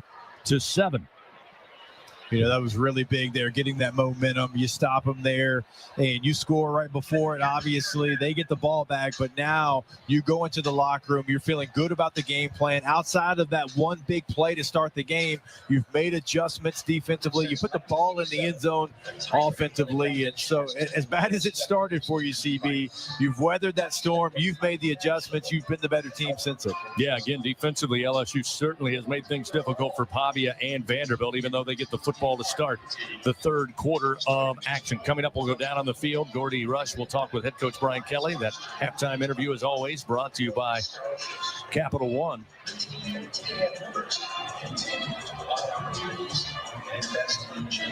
Let's go down to Gordy. Gordy? All right, Coach, after that first play, your defense is settled in and offensively running the football, 98 yards on the ground. Yeah, I mean, look, you got to make some people miss and you got to break some tackles. This is the SEC, and, you know, Josh has done a great job. Caden's done a good job. We've been consistent with the running game. You know, obviously they got the double move to start. Our eyes weren't right, and one play we did not fit, you know, where we had somebody for the quarterback, and we just got to play assignment football in the second half, and we'll be in good shape. Chris? Thank you, Gordy. Thank you, Coach. We're at halftime here at Tiger Stadium. LSU Athletics again would like to thank tonight's game sponsor, Louisiana Blue, official health insurance partner of LSU Athletics. 14-7, Tigers lead over Vanderbilt. ISC Constructors Fighting Tiger halftime report comes your way next here on the LSU Sports Radio Network, powered by People's Health. Looking for a rewarding career? Become a medic and make a real impact in your community. Acadian Ambulance offers comprehensive training and a supportive team. Visit becomeamedic.com to learn more and start your journey. That's becomeamedic.com. When you open a crisp, cold Bud Light, you know game day is here. You owe me $5. You mean every sound. Enjoy responsibly. 2022 Anheuser-Busch Bud Light Beer, St. Louis, Missouri. This is Secretary of State Nancy Landry. Defense is important on the football field and during elections. And Louisiana has an all-star team keeping our elections safe and secure. Our 5-star election integrity measures mean you can be confident when you cast your vote. To learn more about how we defend your vote and to check upcoming dates and deadlines, visit geauxvote.com or download the free Go Vote mobile app. Go Tigers! Planning a wedding, corporate, or fundraising event, sporting event, or private party? Party Central has top quality, distinctive rentals that ensure your event will be a success. Party Central is a full-service event rental company that creates memorable and inspiring events throughout Louisiana for over 20 years. They are the experts you need to guarantee your event is a success. At Party Central, it's all in the details. Visit their website at partycentralweb.com and start planning your next event today. Welcome in to the ISC Fighting Tiger Halftime Report. Presented by ISC Constructors. Powered by People. Coming up, a breakdown of the first half with highlights, stats, and a check of the Republic Finance scoreboard. Now, from inside legendary Tiger Stadium in the Capital One Studios, here again is Brian Haldane.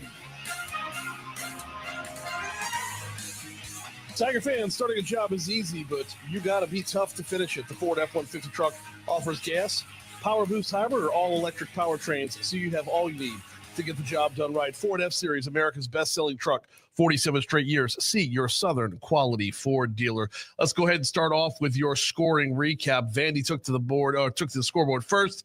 took the lead early. I mean, when I say early, it took them exactly one play to get it done. That one play was 63 yards. Diego Pavia went over the top to Quincy Skinner Jr. for the touchdown, making it 7-0 Vanderbilt. LSU would respond rather quickly themselves. An 8-play, 90-yard drive capped off with Josh Wilson manning up and punching it in from 20 yards out. Inside the Capital One red zone for the first time tonight. The Tigers struggled in the red zone here in the month of November. The handoff, Williams runs right through 3 defenders into the end zone. Touchdown, Fighting Tigers. Williams from 20 yards out and a point after away from tying this one up. And that point after, of course, was good by Damian Ramos to make it 7-7. There'd be a lot of trade-offs of punts and out by downs before LSU would score again, this time with 51 seconds to go in the second quarter. And it was, once again, Josh Williams, who has found himself another gear tonight, making it 14-7. Too wide to the left. Daniels, the lone receiver, to the right side. Here's the snap. Give the ball right back to Williams. Sidesteps. Gets free inside the 15, the 10, the 5, and carries a Commodore into the end zone. Touchdown, Fighting Tigers. Great lead block by Mason Taylor. A great cut by Williams once he got beyond the line of scrimmage. Second rushing touchdown of the night for the veteran running back out of Houston, Texas. And that is where our score is at halftime. It is 14-7 LSU. Vanderbilt will get the ball to start the second half. Let's go ahead and take a quick break. Actually, before that break, Capital One offering checking and savings accounts with no fees nor minimums. What's in your wallet? All right, let's go ahead and take a quick break. Come back. We'll run down stats on the halftime report here on the LSU Sports Radio Network, presented or powered by People's Health. I learned patience from my adoptive dad. All he had to say was, "Hey, you got this. Just breathe." Hey, we're pretty good. Yeah. Might have to start a band. I got it. Learn about adopting a teen from foster care. You can't imagine the reward. Visit adoptuskids.org to find out more. This message is brought to you by Adopt US Kids, the U.S. Department of Health and Human Services, and the Ad Council. And here's Heather with the weather. Well, it's beautiful out there, sunny and 75, almost a little chilly in the shade. Now, let's get a read on the inside of your car. It is hot. You've only been parked a short time and it's already 99 degrees in there. Let's not leave children in the back seat while running errands. It only takes a few minutes for their body temperatures to rise, and that could be fatal. Cars get hot fast and can be deadly. Never leave a child in a car. A message from NHTSA and the Ad Council. The Southeastern Conference. It's the land of legends, the places, the faces, and moments. And he's going for it. It's a touchdown. We've seen the confetti fall again and again. We're not done. It's time for the next generation to make their mark and go from 14 deep to 16 strong. It's a whole new ball game in the SEC, and it just means more.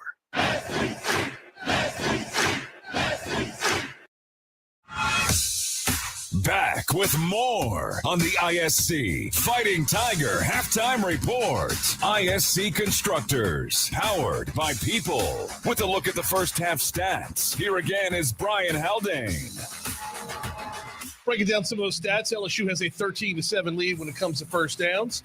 LSU is 5 of 8 on third down. Vanderbilt is 2 of 6. Both teams are 0 for 1 on fourth down tries. Let's move over to your rushing report, brought to you by Old Dominion Freight Line. As of right now, LSU's got 97 yards rushing when you have to tack in a -6 from Garrett Nussmeier there. Josh Williams leading the way, 6 carries, 62 yards, and as you heard last segment, punches it in the end zone twice.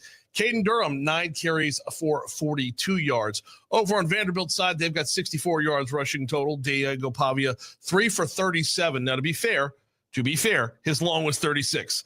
Cedric Alexander's got 4 for 13. Nate Johnson, 1 for 10. Monty Jones, 1 for 3. And Eli Stowers, 1 rush for 1 yard. Moving over to your passing report, brought to you by L'Auberge Baton Rouge Casino and Hotel. Garrett Nussmeier is 14 of 19 for 157 yards. Here's how that one breaks down. Kyron Lacey's got 3 catches for 47. Mason Taylor, 2 for 34. Josh Williams caught the ball twice for 30 yards. CJ Daniels twice for 23.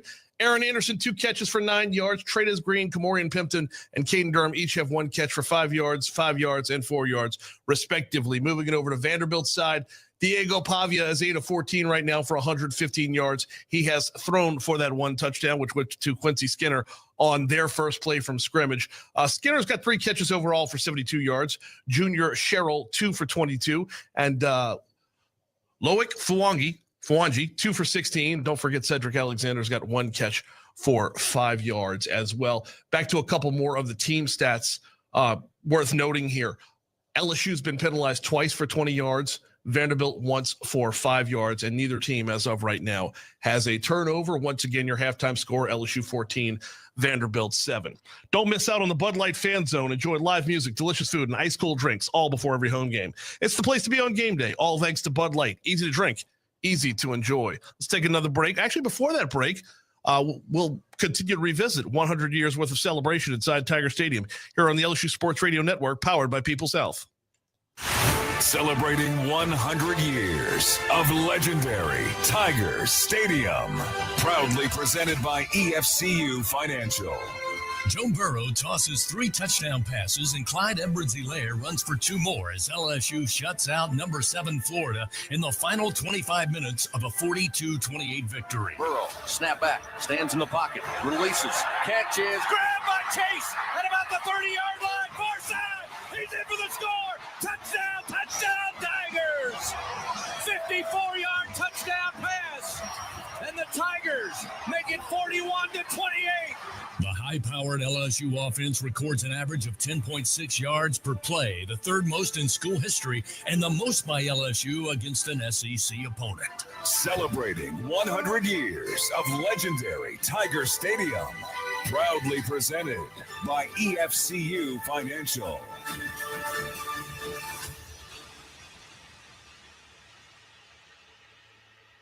Tiger fans, this is Eddie Kennison, former LSU football wide receiver. If you know me, you know I'm all about making big plays. Tigers win! Tigers win! That's why I joined the team at LSU Sports Properties. Our goal here is to help businesses make big plays both on and off the field. If you want to give your brand that competitive edge and be a part of the biggest stage in college sports, give the corporate sponsorship team at LSU Athletics a call. Your brand, our fans. Utilize the power of LSU Athletics to promote your business and sponsor LSU Athletics today. Call 225-578-2788. Go Tigers. Half of the world's population depends on rice for 80% of their daily food needs. By 2050, population growth could increase rice demand by 30%. But as climate changes, rice output is decreasing. At LSU, we're using genetics, genomics, and AI to create new rice that yields more with less resources. We're not just feeding the hungry, we're growing a better future. The Southeastern Conference. It's the land of legends, the places, the faces, and moments. And he's going for it. It's a touchdown! We've seen the confetti fall again and again. We're not done. It's time for the next generation to make their mark and go from 14 deep to 16 strong. It's a whole new ball game in the SEC, and it just means more.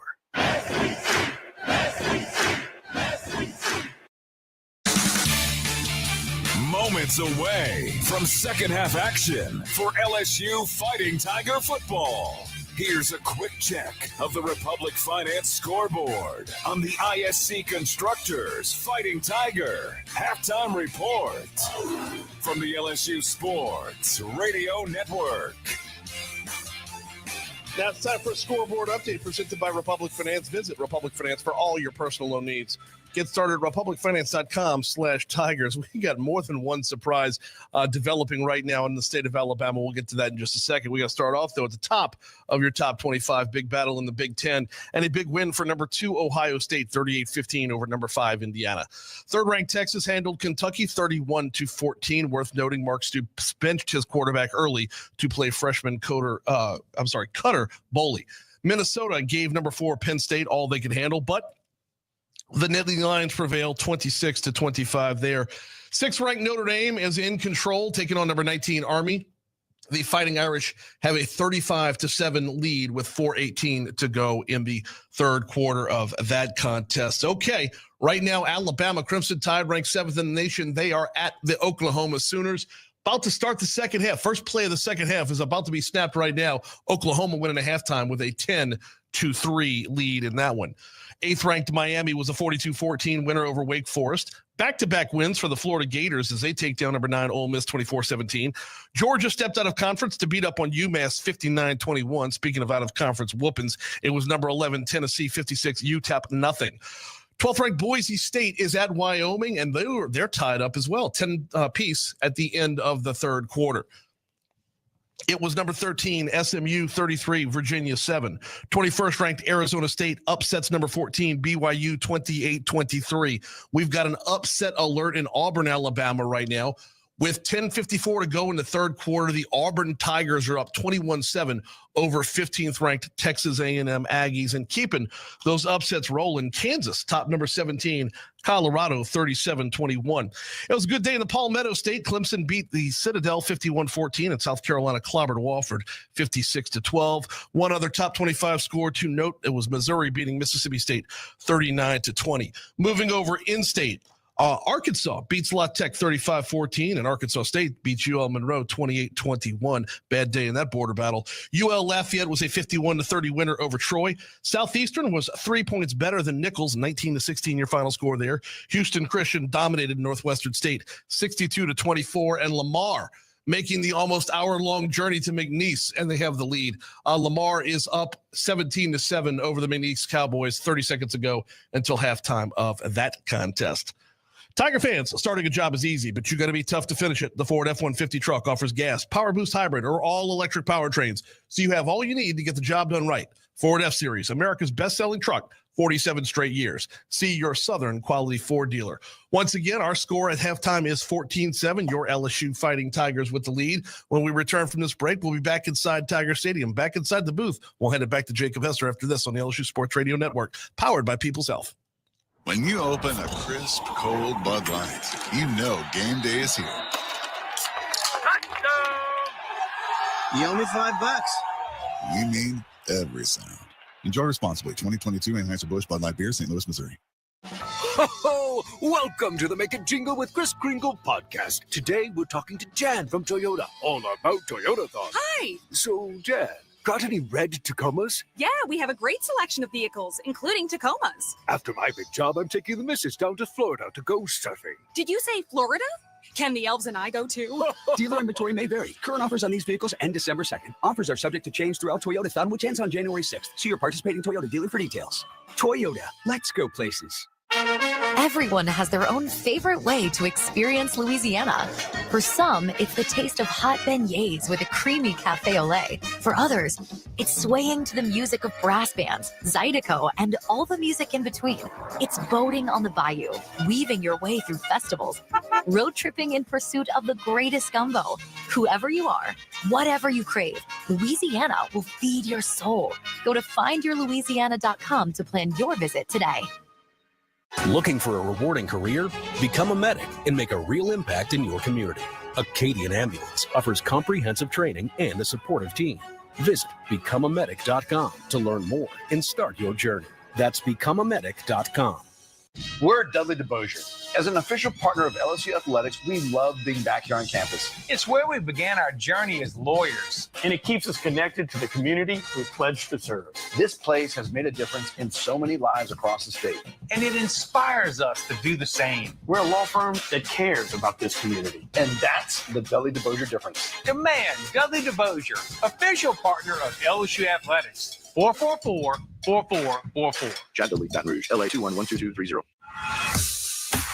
This has been the ISC Constructors Fighting Tiger Halftime Report. Second half action of LSU Fighting Tiger football is coming up. Once again, from inside the broadcast booth, here are Gordy, Jacob, and Chris on the LSU Sports Radio Network. All right, and welcome back inside of Tiger Stadium, where it is your LSU Tigers up 14-7 over the Vanderbilt Commodores.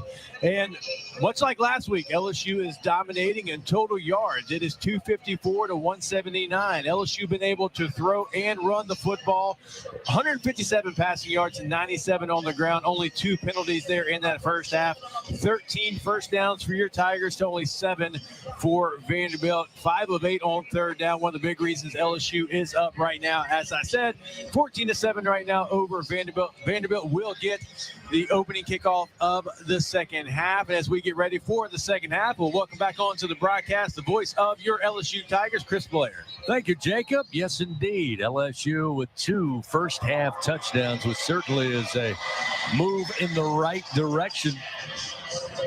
Another crazy weekend in college football, not just in the SEC, Jacob, but really across the top 25. And those teams who are trying to position themselves for either a conference title and certainly trying to get into the 12-team playoff. Some of those, well, let's put it this way. A lot of things can happen. I know there's only a week or 2 remaining, but they put themselves on the outside looking in. Yeah, no question about it. I mean, the Colorado Buffaloes. Look, I've had many bad nights in Arrowhead. They had one tonight against Kansas. That's one of those teams you're talking about. And got a couple of SEC scores that I know that, Brain just gave there that are a little surprising, with Oklahoma leading Alabama and Auburn leading Texas A&M. 0 Cheryl. Any given Saturday. That's right. Certainly this year. Aaron Burrell will tee it up at the 35-yard line as we get set to start the third quarter here at Tiger Stadium, with LSU leading again, as Jacob said, 14-7. Vanderbilt won the toss, deferred into the second half. Burrell pretty close to an automatic touchback, unless asked to do otherwise. We'll see what he offers here as he makes the approach, kicking right to left. And he'll put this one high into the air. And once again, there'll be no return. Takes a bounce in the back of the end zone. It's a touchback, and Diego Pavia and the Vanderbilt offense, outside of the big play strike there in the opening drive, first play of scrimmage, LSU, as Gordy mentioned to Coach Kelly, really settled down defensively, made things tough, mixing up pressures, and as you said, trying to keep him in the pocket or at least take some time. And that's what the defense talked about this week, is don't allow him to get rid of the football quickly. Just make him sit that back there, make decisions, make him pump a few times. And we saw LSU be very effective doing that in that first half. So here we go. Pavia lines up, first down and 10 at the 25-yard line. He'll be in the pistol formation. Tigers 4 down at the line of scrimmage. Motion a receiver right to left. And he'll give a handoff to Alexander running off the left edge. He'll make his way to the 30 and pick up 5 yards. It'll be second down and 5. A lot of outside runs for Vanderbilt. Haven't had a lot of success tonight, Jacob, running the football. Again, Pavia with their longest run from scrimmage. 3 carries, 37 yards, had that long of 36 yards, but not a lot between the tackles for this Vanderbilt team. Second down and 5 as they mark it at their own 30-yard line. A 2-back set. Motion the tight end left to right. Pavia calls for the snap.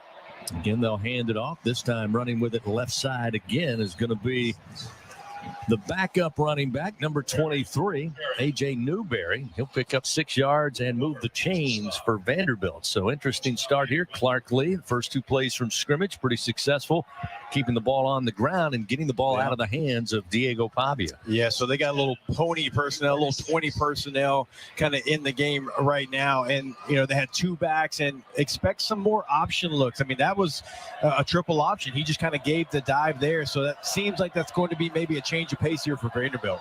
Pistol formation, double tight set. They'll move both tight ends to the left of the formation with 2 wideouts to the right. Pavia gets the snap. This time, a little play action, has to pump, and then again with pressure coming, throws it away. LSU had 2 in the offensive backfield. Great job defensively. Savion Jones, along with his counterpart, Braden Swinson, both coming off the edge, and Pavia just had to throw it away. Look, I am not throwing shade here. I'm also vertically challenged. I'll remind you, low man does win, but Diego Pavia only being 5'10", that's actually played into LSU's hands. I mean, those big defensive ends, you can tell all week, CB, they were taught, hey, put your hands up, make it difficult for him to get the football out, and they've done a nice job. That's about 6 or 7 times they've done that. Yeah, they're coming at him with both hands up. Second down and 10 now at the 36, opening drive of the third quarter for the Vanderbilt Commodores. They'll set up the option, inside pitch, they give it, and again, LSU stays at home. They'll bring him down quickly. Eli Stowers, who had the option pitch on the outside in the second quarter, this time with the straight ahead. And LSU brings him down after a gain of 2. Paris Shan was there to make the stop. Yeah, that's actually a really nice job by LSU. That's a tough play to defend. If you remember when Vanderbilt beat Alabama a couple of months ago, that was a big play for them. They really set up one of their game-winning drives off of that play. So nice job by LSU staying home and playing the shovel pass there. Big Bingo Press product, third down here for the Tiger defense. 3rd and 8 from their own 38-yard line. Tiger fans trying to get in it again. Here's the snap. Pavia going to keep. Pavia running through and makes his way to the 45. Boy, they gave him a very positive and favorable spot. Looked like he might be down at the 45, but they say he reached the 46-yard line. That was the line to gain, and he picks up the first down on a gain of 8 yards. So if you go back and you watch that play, it's going to remind you of what Alabama tried to do with Jalen Milroe, where the running back basically just becomes your lead blocker. CB gives you that extra blocker, running it with your quarterback, just kind of a duo lead situation. It was a really, a nice job by Pavia allowing that blocker to get out in front. As the ball carrier made the line to gain, the previous play is under further review. Yep, I thought they might take a look at this. I'm not sure if that was from the replay booth or whether or not it was challenged by LSU, because it looked like, again, just where he went down, his knee would go down first, although he did. Instead of his body coming down at the 45, looked like he rolled over an LSU defender, which may have given him the 46. But in real time, it looked like he might have been down at the 45. So we'll go under review, an official review brought to you by Acme Oyster House, and we'll see if they get the first down or not. I think if anything's down, CB, because you're right. I mean, he kind of rolled on an LSU defender. If anything, it's going to be an elbow or a wrist that might have hit there right at the 45. I don't know if this is going to change the spot, though, enough, because it does look like maybe the ball, because the ball is in his offhand, it's in his left arm. And so there's definitely an elbow wrist that's down. And so it might be at the 45. Yeah, Jacob, I think he's short. That elbow hits and the ball's behind it. Yeah. Just a tad. No, you're right. It's the ball being in his left arm, and as he's going down, it's not where his body is, it's where the ball's at. Yeah, there's no question about it. His elbow is down. The ball's in the left arm, which is the forearm, and that looks short, CB. Yeah, it does. It looked like his arm, wrist, and eventually his forearm was down just maybe an inch or so beyond the 45, but well shy of the line to gain, which was firmly at the 46-yard line. So, again, we're under review. Steve Marlowe, our crew chief, now will give us the call. After further review, the ball carrier did not make the line to gain. The back of the ball will be placed on the 40-yard line. It'll be 4th down. So it will be 4th down and about a yard, maybe a little less than a yard here. Clark Lee and company. Got to believe here you're down 14-7. It's the opening drive of the third quarter, Jacob. Don't you think with Diego Pavia, you go ahead and roll the dice? I mean, not quite midfield. You're at 45, but I'll be surprised if they don't come out and try to go for it here. And on the season, by the way, they were turned away on a 4th down try in the first half. On the year, they're 5 of 15, so under 35% for the season. It is. And looks like they will bring the offense out. Again, they mark the ball just beyond the 45. They must reach the 46. So less than a yard to gain here for Vanderbilt. And it appears they'll line up in an I formation. Pavia under center. LSU obviously crowds the line. They'll go to the back tailback, and he'll get through a surge and get to the 47 and pick up the first down. Old I formation. Don't see that a lot these days in college football, but it worked for Vanderbilt, and they'll keep the drive alive. You don't see it very often, but it still brings a tear to this glass eye. There's no question about that.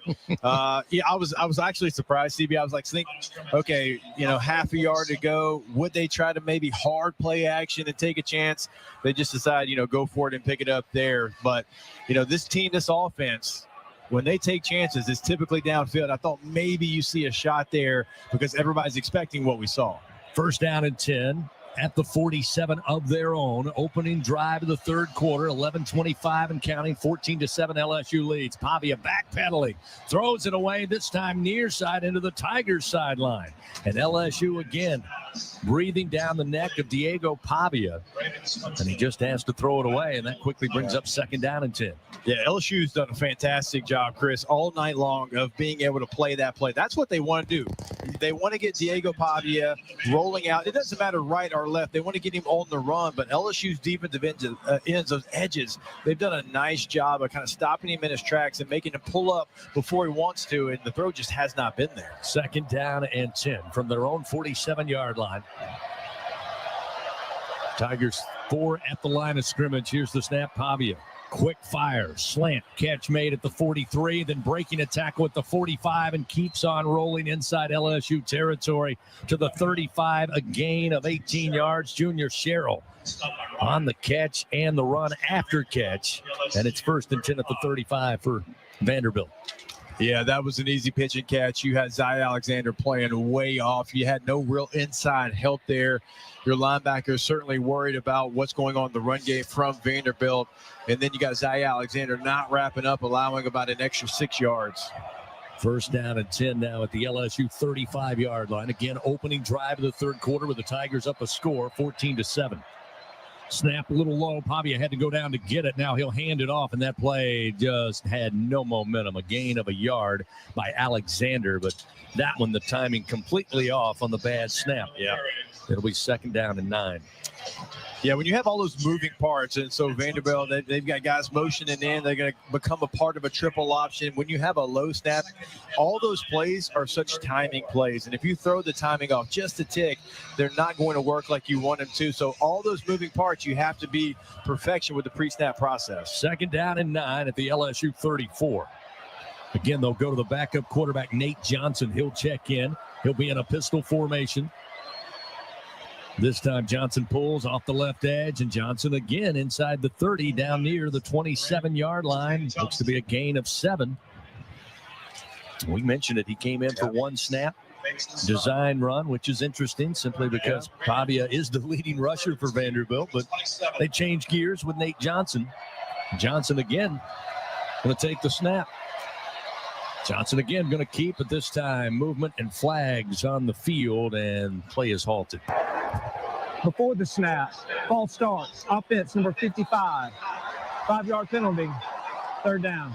Gunnar Hansen, senior on that offensive line. A little movement there as they tried to catch LSU off guard, moving quickly. So that will back up the Commodores here with 9:28 remaining 3rd quarter.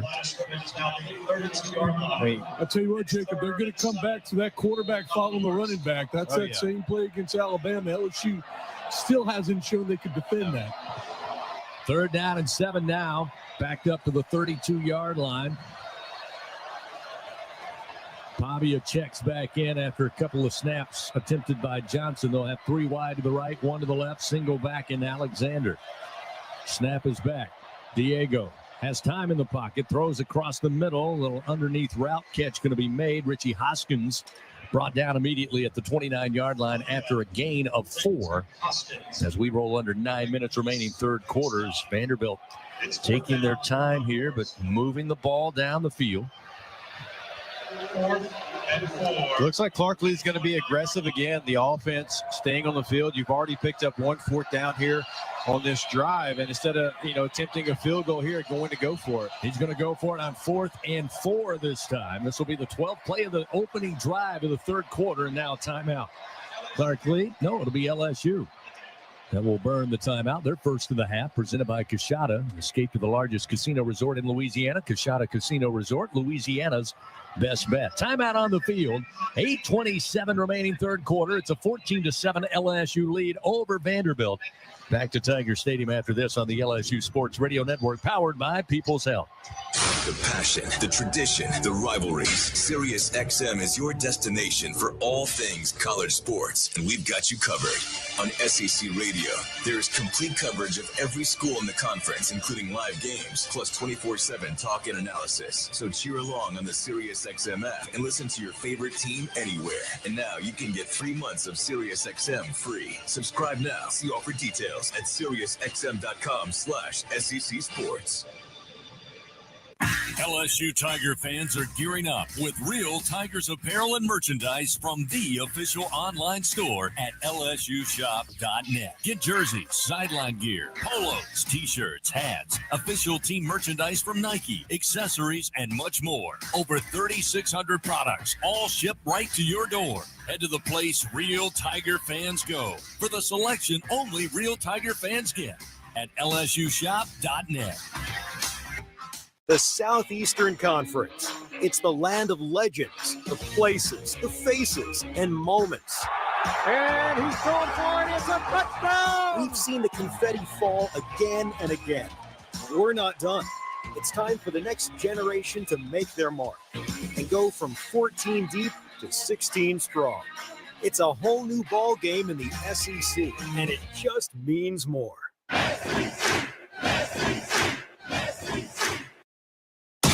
Hey, Tiger fans 12 and younger, don't miss your chance to be a part of Mike's Kids Club, presented by Shell, the exclusive kids club of LSU Athletics. Join Mike's Kids Club for only $25. Get the official Mike's Kids Club t-shirt, free admission to select LSU athletic events, and much, much more.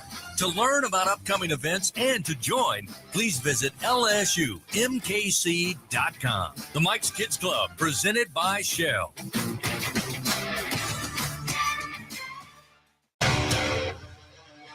Live coverage of LSU Fighting Tiger football on the LSU Sports Radio Network, powered by People's Health. Fans, you know it, the holidays are here and Toyotathon is on. Experience the true joy and magic of the season in a new Toyota. Hurry into your local dealer or visit Toyota.com today. 14-7 our score. Let's check down on the field. A Sunshine sideline report. Gordy Rush. And Gordy, this is an interesting drive here. It'll be interesting to see what Vandy moves forward here, down by one score. Plenty of time left in the game, but looks like they're going to roll the dice on 4th and 4. Yeah, I'm really surprised here, not going for the points. Still a lot of football here. And if I'm Clark Lee, I hate to have this much possession and come up empty here.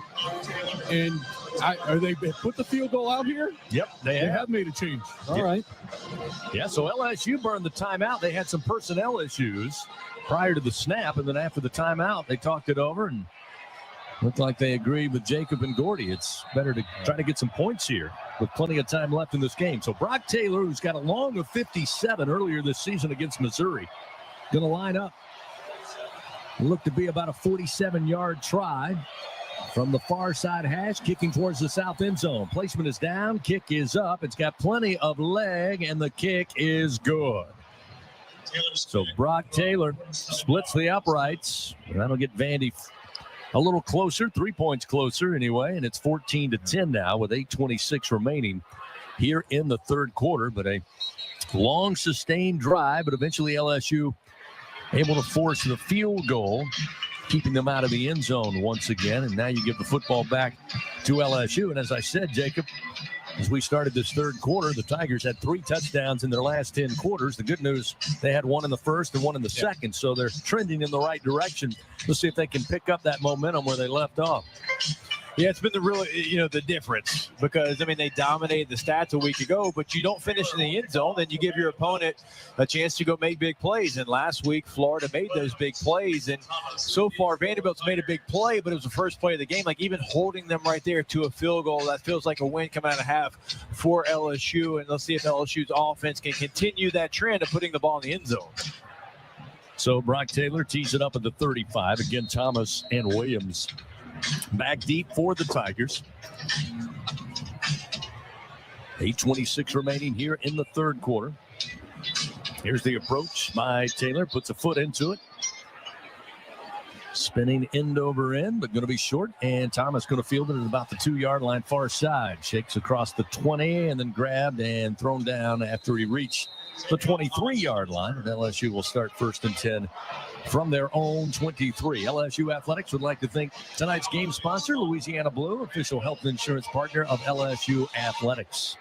First down, the Tigers. The ball is in the LSU 23. So Garrett Nussmeier and the LSU offense out on the field for the first time here in the second half. Working from the far side hash, they'll have Daniels wide to the right. Aaron Anderson plugged into the slot to the right side. Kyron Lacey, lone receiver, wide side of the field. to the left as Nussmeier works with Caden Durham. Motion Daniels prior to the snap, and here it comes. Nussmeier in the pocket, backpedals a couple of steps, throws, nearly intercepted. He was looking for Anderson coming across the middle, but stepping up, it was C.J. Taylor just a couple inches away from getting a better grab on that football. Luckily, it's incomplete on the grass. It'll be 2nd down and 10 from the 23. Yeah, C.J. Taylor, as I mentioned in the starting lineups, he's a really good football player.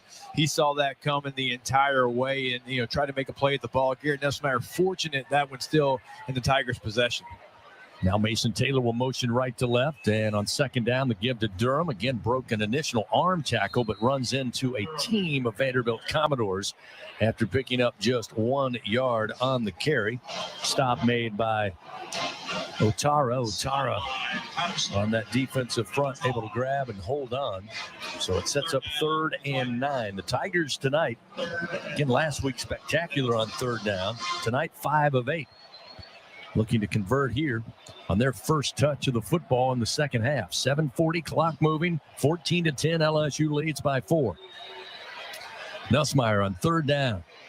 Slides to the right. Catch going to be made by Daniels at the 30, and then trying to get to the 1st down, depending on the spot. Looks like he has it at the 34. Should be enough for a Louisiana Blue 1st down, and it is. Again, there's C.J. Daniels coming up big for his quarterback. Nussmeier had a little time in the pocket, then had to slide to the right, but delivered it to Daniels with those strong hands. He made the play, and LSU trying to speed it up a little bit. Handed off to Durham, running right side. He'll pick up 5 yards up near the 38-yard line. And trying to stay on schedule. 2nd down and 5 upcoming. That's a good job because LSU didn't want to leave that to any kind of a challenge for the spot. And Vanderbilt's sidelines kind of screaming, hey, get on the ball. Let's run a play. You pick up 5 yards, and now, you keep yourself on schedule while doing what you want to get done, which was not allow them to try to look at that play again. 2nd down and 5. They'll move Anderson into the slot to the left side as Nussmeier looking left. Plenty of time. He'll air it out near side. Over the shoulder catch. Anderson has it at the 43. Takes a heck of a shot at the 42 out of bounds near side, but holds on for the grab. Louisiana Blue 1st down for the Tigers. What a catch and holding on by Aaron Anderson. That's a nice job. Garrett Nussmeier read the coverage immediately, knew exactly where he wanted to go with the football, but was patient enough to be able to delay it just a second to deliver that ball. 1st down and 10 at the Vandy 41. Again, they'll go on the ground straight ahead and fighting to the 40-yard line, and that is about all. Will be Caden Durham once again. Haven't been a whole lot of huge holes, but as Coach Kelly alluded to with Gordy going into the locker room, credit the running backs tonight, both Williams and Durham. They've been able to shake sometimes the first tackle. That time, though, it was the entire defensive front that was able to stop Durham on the carry. It'll be 2nd and 9 at the Vandy 40-yard line. Ball middle of the field. 5:37, clock moving, 3rd quarter, 14-10. Tigers lead by 4, looking to up that lead on this possession. Vandy shifting at the line of scrimmage. 4 at the line. 7 in the tackle box as Nussmeier forced out of the pocket to his left. Throws underneath. Durham has it at the 38-yard line. Spun down near side after a gain of 3. It was Brian Longwell again credited with the stop for Vanderbilt. Again, it'll be 3rd down and about 6, maybe a short 7 here for the Tigers to keep this drive going. I wouldn't be surprised if this is 4-down territory for LSU, if maybe you see a run here, CB. Just knowing for 4th down, you might go for it anyways. It's kind of a 2-play situation. Nussmeier working with Williams in the backfield. He will give it to Williams, and Williams straight ahead to the 35. Pulled down from behind. Looked like the stop made by Christian James up front for the Commodores. I'm going to say Josh's knee was down around the 36, so it'll be 4th down and about 5 upcoming. Let's see here. Nussmeier not moving. He's stepping back into the shotgun. So it looks like the Tigers will roll the dice. They also were stopped inside the Vanderbilt 5 on 4th down early in that first quarter. But they'll roll the dice. Nussmeier in the pocket. Steps up. Throws. Catch made. Daniels has it at the 20. Outside the numbers, near side, inside the 15, down to around the 12-yard line, a gain of 24. C.J. Daniels with a Louisiana Blue 1st down, and the Tigers inside the Capital One red zone. Boy, Garrett Nussmeier stood tall in the pocket. Yes, he did. Stepped up and fired a bullet to Daniels. You're right about that. He waited to the last possible minute, and I love, again, the strong hands by C.J. Daniels in that situation. First down and 10 at the Vandy 12-yard line. Snap to Nussmeier. Again, very clean pocket. Time in the pocket. Long throw, wide open. Lacey, right corner of the end zone. Touchdown, Fighting Tigers. Lacey hauls it in. 8th touchdown of the season, and the Tigers make it 20-10 with 3:32 remaining in the third quarter. Yeah, they forgot about Kyron Lacey. He runs kind of a motion wheel route out there, and initially, CB, they covered it, but then as the play developed, they kind of forgot about him. He sneaks behind the defense there. Nussmeier has enough time to survey the field and find the open receiver there. It's a nice play by Garrett Nussmeier, just allowing that to develop. Gordy, you might have been the closest defender to Kyron Lacey when that ball arrived. Damian Ramos on. Slade Roy snaps it back. Good snap. Placement down. Ramos swings the foot, and it's good. 21-10. LSU back up now by 11 with 3:32 remaining here in the third quarter. Excellent response after Vandy gets the field goal to cut it to 4. The Tigers down the field, and Garrett Nussmeier slings the football. Kyron Lacey wide behind, open in the right corner of the end zone, and LSU extends the lead. Timeout on the field. 3:32 remaining. Third stanza. Back to Tiger Stadium after this on the LSU Sports Radio Network, powered by People's Health. It takes hard work to be the best in the game. Planning, commitment, resilience, sweat. That's why Old Dominion Freight Line, the #1 national LTL carrier for quality, works hard to be the best in the game and is proud to support those striving to be the best in theirs. Old Dominion Freight Line, official freight carrier of LSU Athletics, helping the world keep promises. In a region famous for its cuisine, Blue Plate Mayo has been a staple since 1927. From New Orleans to Lafayette, Houma to Baton Rouge, it's the mayo Louisiana reaches for when it's time to make something delicious. Whether it's dressing a po' boy or making that perfect dipping sauce for crawfish, it has to be Blue Plate. Blue Plate Mayo, the official mayo of LSU Athletics. That's the good stuff. Hey, Tiger fans, it's time to savor the celebration with Noel Tequila from Noel Spirits. This year marks 100 incredible years of LSU football in legendary Tiger Stadium. What better way to savor the celebration than with Noel Tequila, the official tequila of LSU Athletics. Noel Spirits is the only Louisiana distillery offering authentic tequila. Enjoy Noel Tequila in Tiger Stadium with a delicious Tiger Rita or one of their new ready-to-drink tequila cocktails. Learn the unique Noel Spirit story at noeldistillery.com. Squeeze every ounce of life out of every day. Memorize every sunset, every face you love, and climb every obstacle until you can't go higher. With Louisiana Blue, you're free to soar because you've got the compassion of the cross, the security of the shield, and the comfort of blue behind you. Live Louisiana. We've got you. Louisiana Blue. Louisiana True.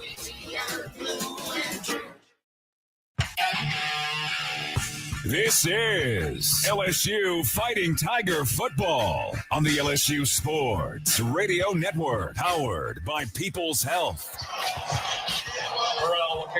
Redshirt junior quarterback Garrett Nussmeier with his 23rd passing touchdown of the season finds Kyron Lacey, and LSU extends their lead 21-10 with 3:32 remaining here in the third quarter. Tigers set to kick it back to Vanderbilt. As Aaron Burrell puts a foot into this one. Again, almost looks effortless for Burrell, and it just comes off his foot and goes all the way to the back of the end zone. And it's another touchback. First down and 10 at the 25. Gordy Rush. This week, Brian Kelly talked about it. He said sometimes you just got to beat the man across from you. And Jacobs talked about it. I've talked about it. Garrett tonight has had a really clean pocket. The running backs have had some holes to run to. Looks like the Tigers got the message. Yeah, absolutely. What a great response after disappointing performance in the Swamp, and especially this offensive line that's had its share of criticism. They've been great in pass protection, and they've LSU rushed for so far 106 yards on the evening. Offensive line's been great. Yeah, again, 5 yards per carry. And with this offense, and these receivers, and this quarterback, 5 yards per carry, not going to light anything up, but it certainly helps this offense overall. Vandy comes out on first down and 10 at the 25, and they pick up 2 yards and a handoff to Cedric Alexander, the sophomore from Austin, Texas. Again, running outside, picks up 2 yards. It'll be 2nd down and 8, down to 3 minutes, 15 seconds remaining in the third quarter. Fans, Our Lady of the Lake, proud to be LSU's championship health partner. Together, LSU and Our Lady of the Lake, champions for Louisiana. Together, we roar. Learn more at olrmc.com/LSU. Nate Johnson checks back in again. This will be officially his 3rd snap at quarterback. He tried a 4th, but a penalty negated that, so he'll be in to take the snap. This time he will hand it off. He gives up the football, and Alexander just falls forward. Not much doing. You see, that time they ran right at LSU and picks up only 1 yard, so it'll be 2nd down and 8. This is 3rd down and 8, I should say. Yeah, this is not where Vanderbilt's offense wants to be. Their offense is certainly not built for 3rd and longs. I mean, they have been a team that has thrived on 3rd and 3 or less. But when you get them in this situation, this is not what this offense is set up for. Pavia checks back in. Bingo Pest product 3rd down for this Tiger defense. They make it 3rd and 7, just inside Vandy's home 28-yard line. Motion the tight end. Left to right. Pavia on the sprint out to the right. Pressure comes, hit as he throws, and incomplete at the 29-yard line near side. Just out of the fingertips that time of the tight end, Eli Stowers. But I got to believe Pavia, unable to step into the throw, had a lot to do with that. Again, LSU getting pressure on the Vandy QB. I don't know if it's the gold jerseys, but there's a couple of people that look a little bit faster on the field tonight. I mean, Whit Weeks looked like he was shot out of a cannon there with the hit on Diego Pavia. And then really, I mean, that is something that they've done really well tonight. They have thrived making him uncomfortable. It's a hard player to make uncomfortable. Jesse Mirko, again, has got quite the foot. The punter gets a nice bounce for Vandy at the 30 and rolls inside the 20, and the Commodores will down it at the 15-yard line. A punt of 57 yards after the bounce. And LSU will take over. They lead 21-10 over Vanderbilt. 1:49 to play here in the third quarter. We'll step aside for a timeout when we return on the LSU Sports Radio Network, powered by People's Health. It's 4 in the morning when the roaches are on. You need the Bingo roach spray. Get ready for a bug-free Louisiana summer with Bingo Pest Control products. Our best-in-class indoor and outdoor solutions are powerful enough to eliminate those never-ending bugs, guaranteed. Visit bingo.com or call 833-GO-BINGO. Bingo keeps pests gone. If you're tired of trying, you should be buying the famous Bingo roach spray. It's almost time for kickoff, and the only thing missing in your game day plans is a refreshing drink. With 15% alcohol by volume and a colorful collection of fun flavors, Buzzballs are the perfect ready-to-drink cocktail for every moment of the game. Try the rich chocolate chiller, zesty limerita, spicy chili mango, or discover your new favorite flavor. Cheer for your team with a cocktail you can count on to taste like a winner every time, in just a matter of seconds. Find your go-to play and buy Buzzballs today. Buzzballs is a proud partner of LSU Athletics. Please enjoy Buzzballs responsibly. Buzzballs, Carrollton, Texas. Hey, LSU fans, you're invited to Louisiana's largest casino resort, Coshada. Coshada Casino Resort has the largest and most spacious gaming floor in the Lake Charles area, with thousands of the newest slots, over 55 table games, live bingo and off-track betting, plus 3 beautiful hotels, delicious Cajun cuisine, and the #1 rated golf course in Louisiana. Coshada Casino Resort is proud to support LSU. Go Tigers! ISC Constructors is a national award-winning electrical and instrumentation construction company. In addition, ISC provides full-service, multidiscipline engineering services to global customers. For 35 years, ISC has brought the Baton Rouge culture to its job sites and offices across the nation. And like our Tigers, ISC believes being the best begins with recruiting and developing the best talent. ISC, powered by people. Your home for Fighting Tiger football. This is the LSU Sports Radio Network, powered by People's Health. 1:49 to go. Third quarter action. LSU leading 21-10 over Vanderbilt. Tigers get the football after another sensational punt from Mirko, 57 yards. Commodores downed it at the 15-yard line. That's where the Tigers will start. Time now to take a look at the performance report presented by BASF. We create chemistry. Nussmeier's been great tonight, 19 of 25, bounced back nicely, 225 yards and a passing touchdown. But I think the offensive line in this rushing attack has certainly contributed to that. Josh Williams, 7 carries, 64 yards, 2 touchdowns, averaging just over 9 yards per carry tonight. Had his first multi-touchdown game in his career. Total of 16 as a Tiger, but he has 2 so far in tonight's game for the first time ever. First down and 10 at the 15. Nussmeier on first down gives it to Williams. Williams pulled down from behind. Nice tackle by Taylor that time. Stepped up, able to trip him up after he picks up 2. It'll be second down and 8. Check the Republic Finance SEC scoreboard. Auburn takes the lead again. It was tied 21-all with Texas A&M on the Plains, but now Auburn up 28-21. That one in fourth quarter action. And Oklahoma stunning number 7 Alabama at the moment, 24-9. That one also in the second half. Here's a throw by Nussmeier, caught at the 20-yard line and moving forward up across the 30, a gain of 14 yards. And as we said, Josh Williams doing a little bit of everything. Hauls in yet another catch, makes a Louisiana Blue first down, and the Tigers keep marching. And now we've got a Commodore slow to get up. Will halt play as he's down far side at the 35. Trainers quickly out there. It's Randon Fontenette. Fontenette, the sophomore out of Freeport, Texas. So with 1 minute on the third quarter clock, both teams will head to the respective sidelines and huddle up.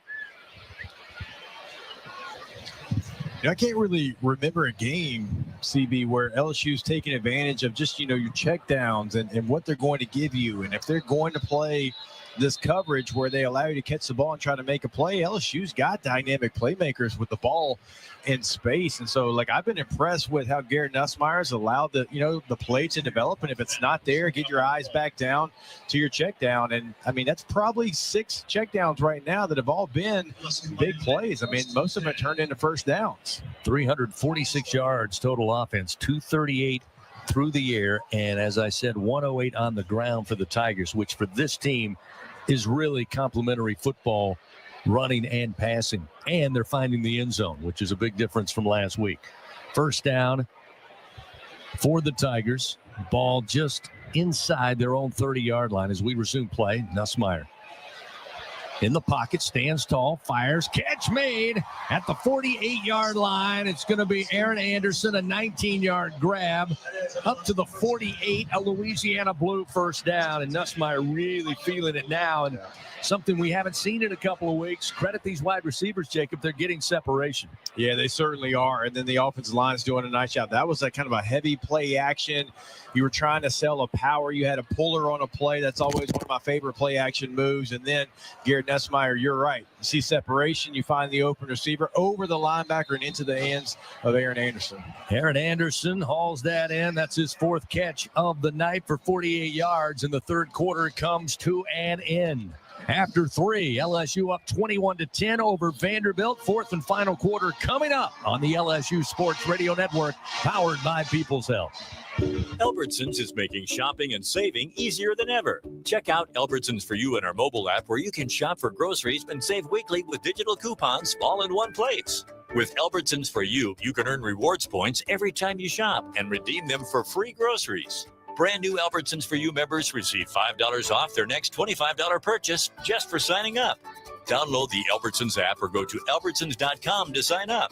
Albertsons, fresh food, local flavors. With no fees or minimums and no overdraft fees, banking with Capital One is the easiest decision in the history of decisions. Even easier than choosing Slash to be in your band. Next up for lead guitar. You're in. Cool. Yep, even easier than that. With no fees or minimums and no overdraft fees, is it even a decision? That's banking reimagined. What's in your wallet? Terms apply. See CapitalOne.com/bank for details. Capital One and a member FDIC. Do you have both Medicare and Medicaid? With the People's Health Medicare Advantage Plan, you could get up to $280 per month to spend on utilities, healthy groceries, and over-the-counter items. $280 per month. Don't miss out on these extra benefits. Call 1-844-663-2133. Plans are insured through United Healthcare Insurance Company or one of its affiliated companies, a Medicare Advantage organization with a Medicare contract and a contract with the state Medicaid program. Enrollment in the plan depends on the plan's contract renewal with Medicare. Get ready, Tiger fans! Venture Global is proud to partner with LSU Athletics, powering Louisiana and the world with clean, low-cost, reliable energy and fueling the future of our great state. As we cheer on the Tigers this season, we're also driving innovation, creating jobs, and supporting our local communities. Together, we're building a brighter, more sustainable tomorrow. Venture Global, proud partner of LSU Athletics, powering champions on and off the field. Go Tigers! Fourth quarter action of LSU Fighting Tiger football, presented by J&J Exterminating, continues from the LSU Sports Radio Network. We start the fourth quarter of action here at Tiger Stadium with LSU leading Vanderbilt 21-10. The Tigers trying to pick up their 7th win of the season, get back to their winning ways, and of course snap that 3-game losing skid before they go into the regular season finale next Saturday, I should say, against Oklahoma right back here at Tiger Stadium. Let's go down on the field. A Sunshine Sideline Report brought to you by Sunshine, your hometown John Deere dealer. Gordy Rush, you look at these numbers. If I had told you before the game that Diego Pavia would have 138 yards, one pass for 63, by the way, and on the ground, 4 carries, 44 yards, you would believe LSU would be winning this game. Outside of that big play to open up their first possession, what a job by this LSU defense.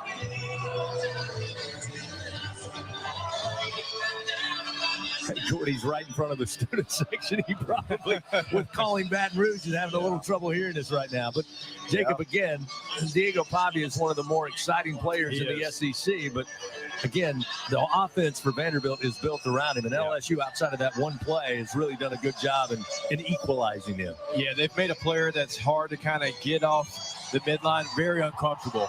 And he is best when he's got that confidence like we talked about. But every time he's rolled out, LSU has hit him or forced him into an early throw. It's really been a good job by the edge defenders. We start the fourth quarter, first down and 10 at the 48. Here's a screen sent to Anderson, far side. Anderson speeding down the sideline. Gets to the 45 before stepping into the boundary. Far side, picks up 7 yards. It'll be second down and 3. That time, a good job by Pimpton and Taylor, the double tights, to help lead and open that runway for Anderson on that quick screen. You know, that's one of those plays you say, okay, a screen. But that was a long throw by Nussmeier that he had to get over there quickly to make that play work. Yeah, it really was. I mean, you had a Vanderbilt player kind of right in the throwing lane as well. He kind of goes 3 quarters and finds a way to get it complete there. But I like those. I like those quick hitters to your speedy receivers. Second down and 3 for the Tigers. Playing on the Vandy side of the field. Once again, they get it out to Mason Taylor. Taylor makes the grab at the 39, put down at the 38, picks up 8 yards. It's a Louisiana Blue first down for the Fighting Tigers. It's Daniels, or rather Taylor, with his 3rd catch of the night.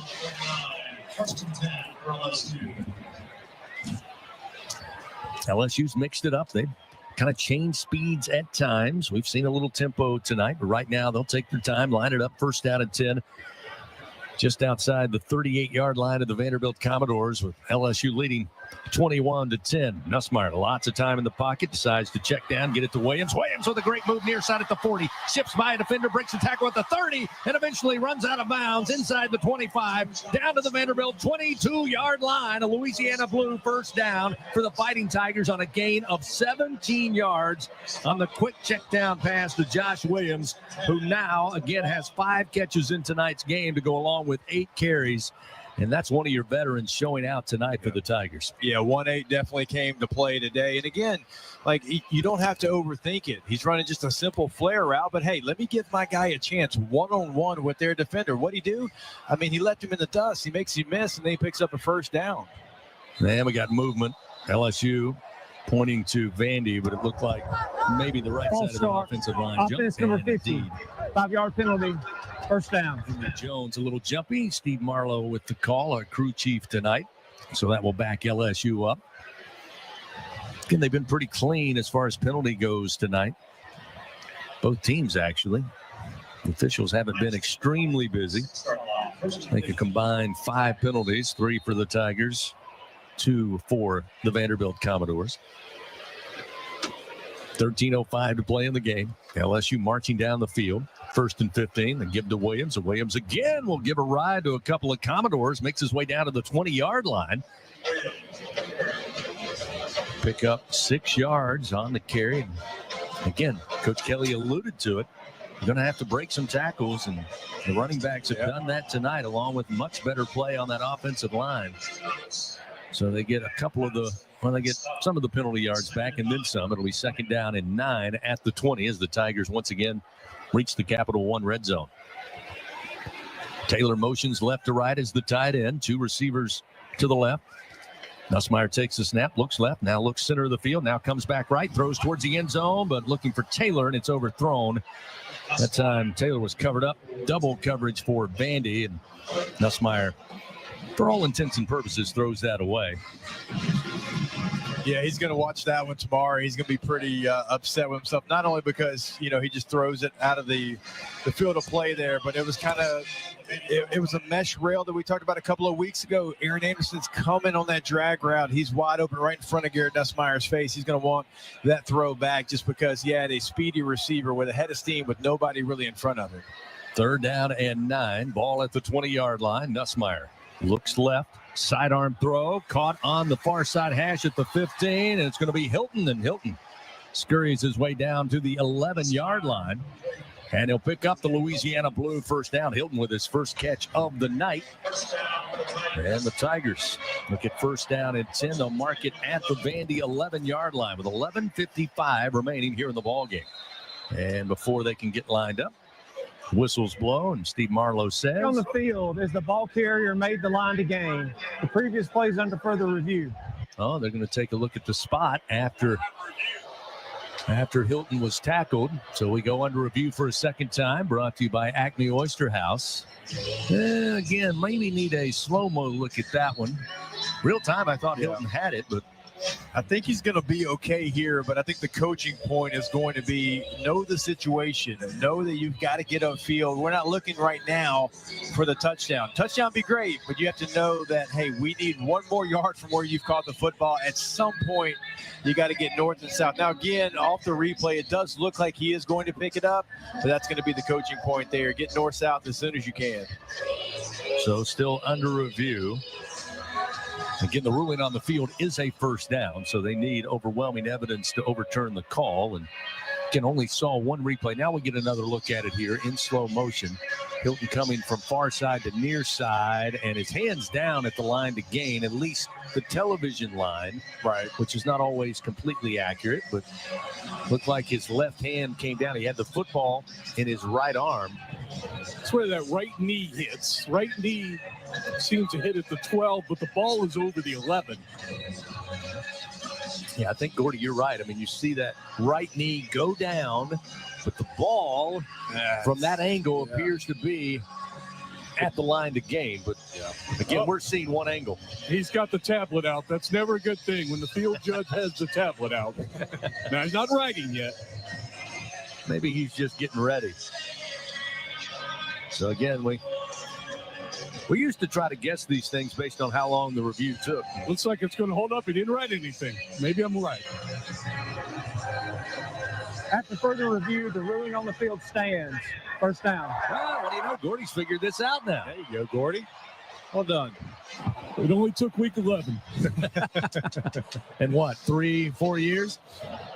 Easy. So the Tigers get the Louisiana Blue 1st down. And it will be 1st down and 10 at the Vandy 11 with the Tigers up 21-10, 11:53 to play. And, this is crucial here. You're inside the red zone. You've seen your struggles there, Jacob, over the last 3 to 4 ball games of converting inside the red zone. But it's a 21-10 lead with, again, just under 12 minutes to play. This is almost a must find the end zone. Yeah, whether if you end in the end zone and not with a field goal attempt, you slam the door potentially on this entire game. Nussmeier on 1st down and 10, waits on the shotgun snap, gets it.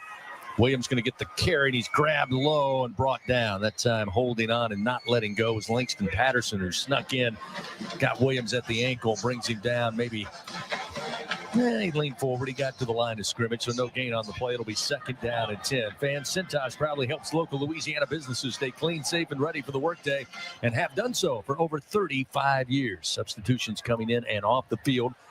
Anderson and Pimpton check out. It'll be Lacey and Tradez Green returning. They'll line up wide to the left along with C.J. Daniels. Taylor, the tight end, just off the formation to the right, short side of the field as they scrimmage from the near side hash. Snap back to Nussmeier. Looks left, looks back left, and throws in the middle of the end zone, and incomplete. Lacey had it on the S in LSU and just couldn't hold on at the last minute before he came crashing down. The ball came out, and it's incomplete. Yeah, he had a couple opportunities at it. I mean, the initial one, and a great ball, by the way, by Garrett Nussmeier. You have it once, the DB kind of hits it in the air. You have a second attempt at it, hits off your shoulder pad there. And so, I mean, Garrett Nussmeier makes the throw. The play call was there, just not able to come up with the play. So now 3rd down and 10 from the 11. Play clock dwindling down. Vanderbilt, massive substitutions as now the Tigers get lined up. 3 on the play clock, 2 on the play clock. With 1, they get the snap. Nussmeier throwing left side over the shoulder and grabbing it. Anderson, was he in bounds? Yes, he was! Touchdown, Fighting Tigers! Beautiful catch. Anderson over the shoulder, tight coverage that time for Vanderbilt. Randon Fontenette was step for step, but a beautiful throw and an even better catch, and the Tigers make it 27-10 with 10:45 remaining in the game. I can't wait to see a replay of this one because, I mean, the ball placement on that is perfection. I mean, you give your receiver a chance. I mean, the initial replays looks like you have 1 foot in there. It's a nice job by Anderson of completing that catch if he did, in fact, hold on throughout the process. Well, no surprise. Again, all scores are ultimately reviewed every single time in every game. And with that one being very close, they're going to take a look at it here. So we go under review again, brought to you by Acme Oyster House. Gordy, got any? Are we all waiting for the replay? Well, I'm gonna credit. I'm sitting down with Cole Kublik from the SEC Network, and apparently they've seen a little bit of a bobble. So I think the feet were in. It'll be important to watch the ball here as they're about to pull up the review. Yeah, I think Gordy and Cole may have it there. It's going to come down to whether he had secure possession of the ball. The feet are clearly down. He certainly had his left foot in play, but do you see the ball move much at all before he finishes out of bounds? That shot's not going to tell us. When you see it move, he's on his way down. The feet are good. The feet initially are kind of what you worried about there. He actually got 2 feet. Yeah, he drugged the right foot as well. Again, the ball placement incredible from Garrett Nussmeier there. It's did he have it? After further review, the pass is incomplete. The receiver lost possession of the ball going to the ground. So it'll be 4th down at the 11-yard line. It was ruled a touchdown. After review, they say he did not have full possession to finish the play as he went out of bounds. So great effort. Again, great throw by Nussmeier. Great effort by Anderson. Yeah, I just saw a great shot. The ball actually hit the ground. He didn't have possession. The ball hit the ground, so he wasn't bobbling. The ball actually, he didn't have it. So they'll bring out Damian Ramos here on 4th and 10 from the 11, and they'll try to get 3 points. Ramos' first field goal try of the night.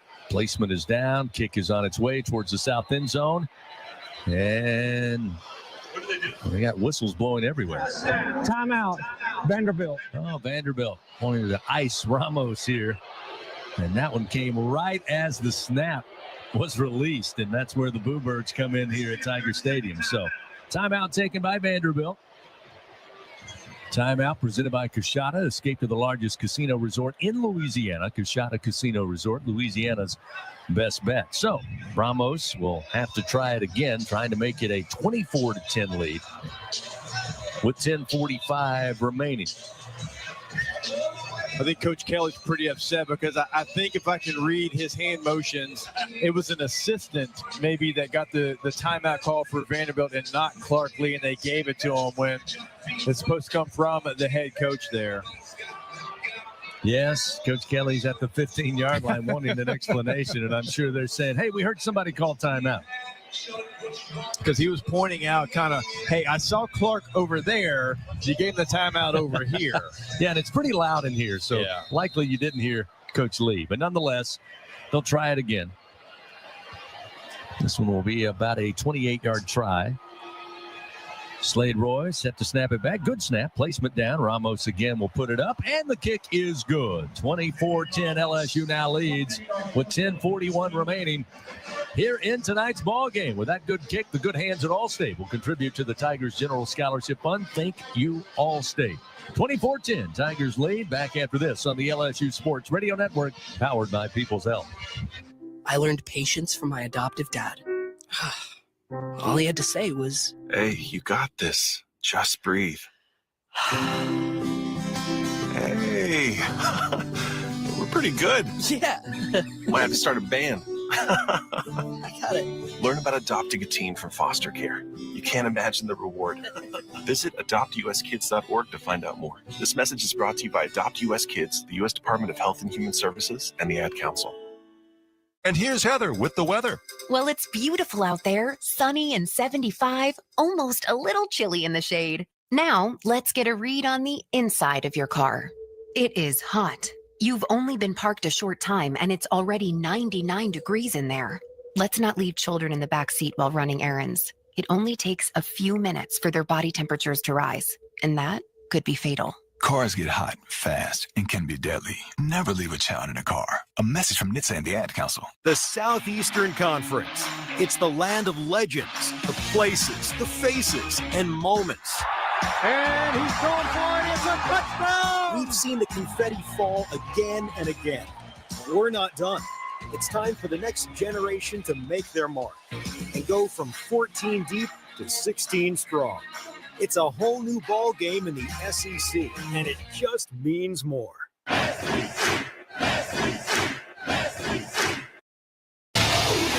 Back to fourth quarter action of LSU Fighting Tiger football. Presented by J&J Exterminating from the LSU Sports Radio Network.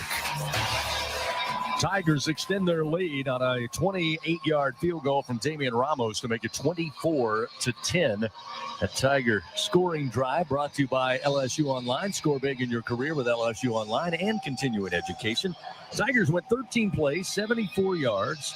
Play eventually stalled at the 11-yard line of Vanderbilt, but Ramos does the job. The 28-yard field goal took 6 minutes, 8 seconds off the game clock to extend the lead to 14-24.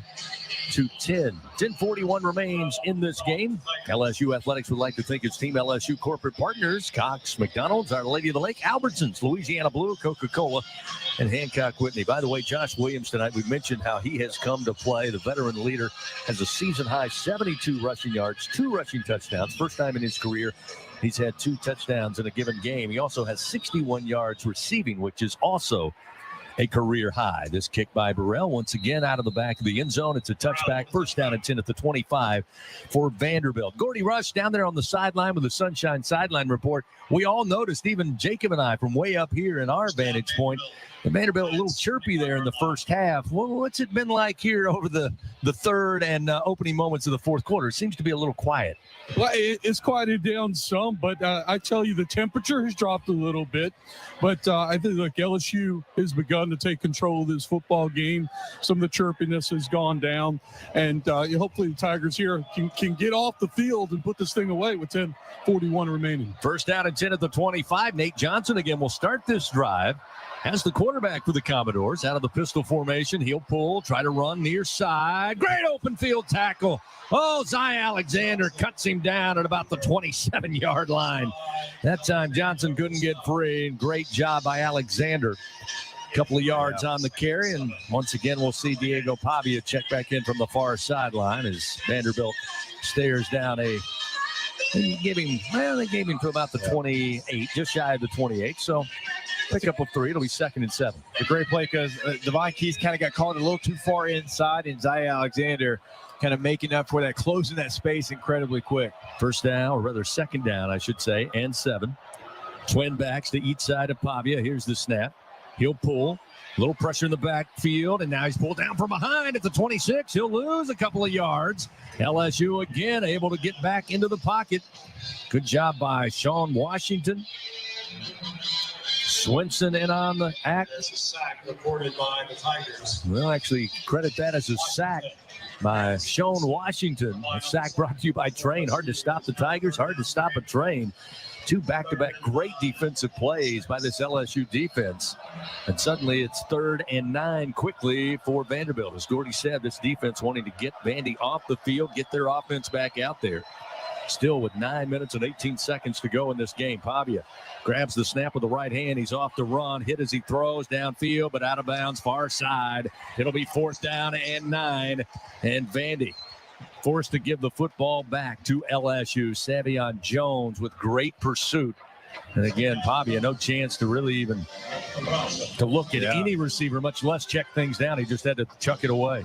Again, I mean, I've said it time and time again, these edge defenders have done a really nice job against a very mobile quarterback. I mean, the only person he's talking to now is his offensive line. I mean, after that play, you saw him like, hey, guys, can you give me a second back here? But these edge rushers are not allowing it.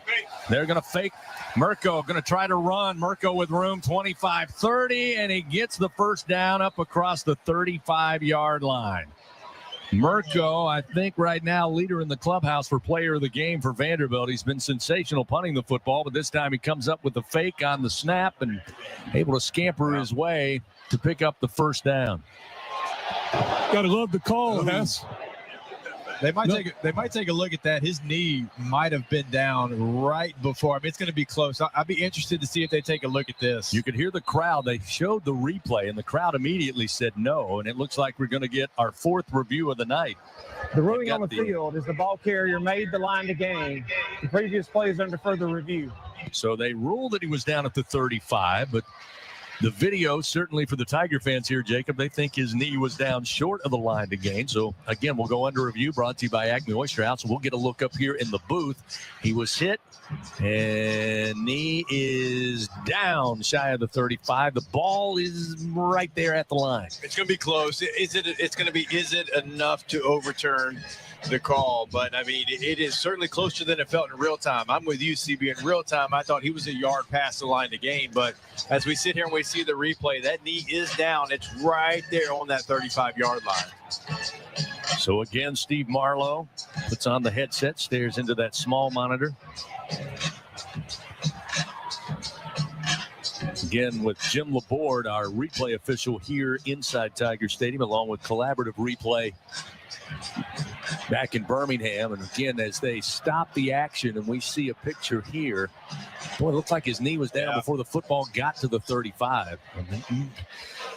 It is incredibly close. Again, the call on the field was first down, but in real time, it didn't look like it was going to be even a review. I mean, it looked like he was a full yard past the line to gain there. But as you slow that thing down, I mean, there is enough, I think, to maybe even overturn this. I don't know, Gordy, if you got a better look at it. No, this time I'm 3 yards from the field judge, and he's writing. He just wrote something quick down. I didn't get a chance to see the replay. Here we go.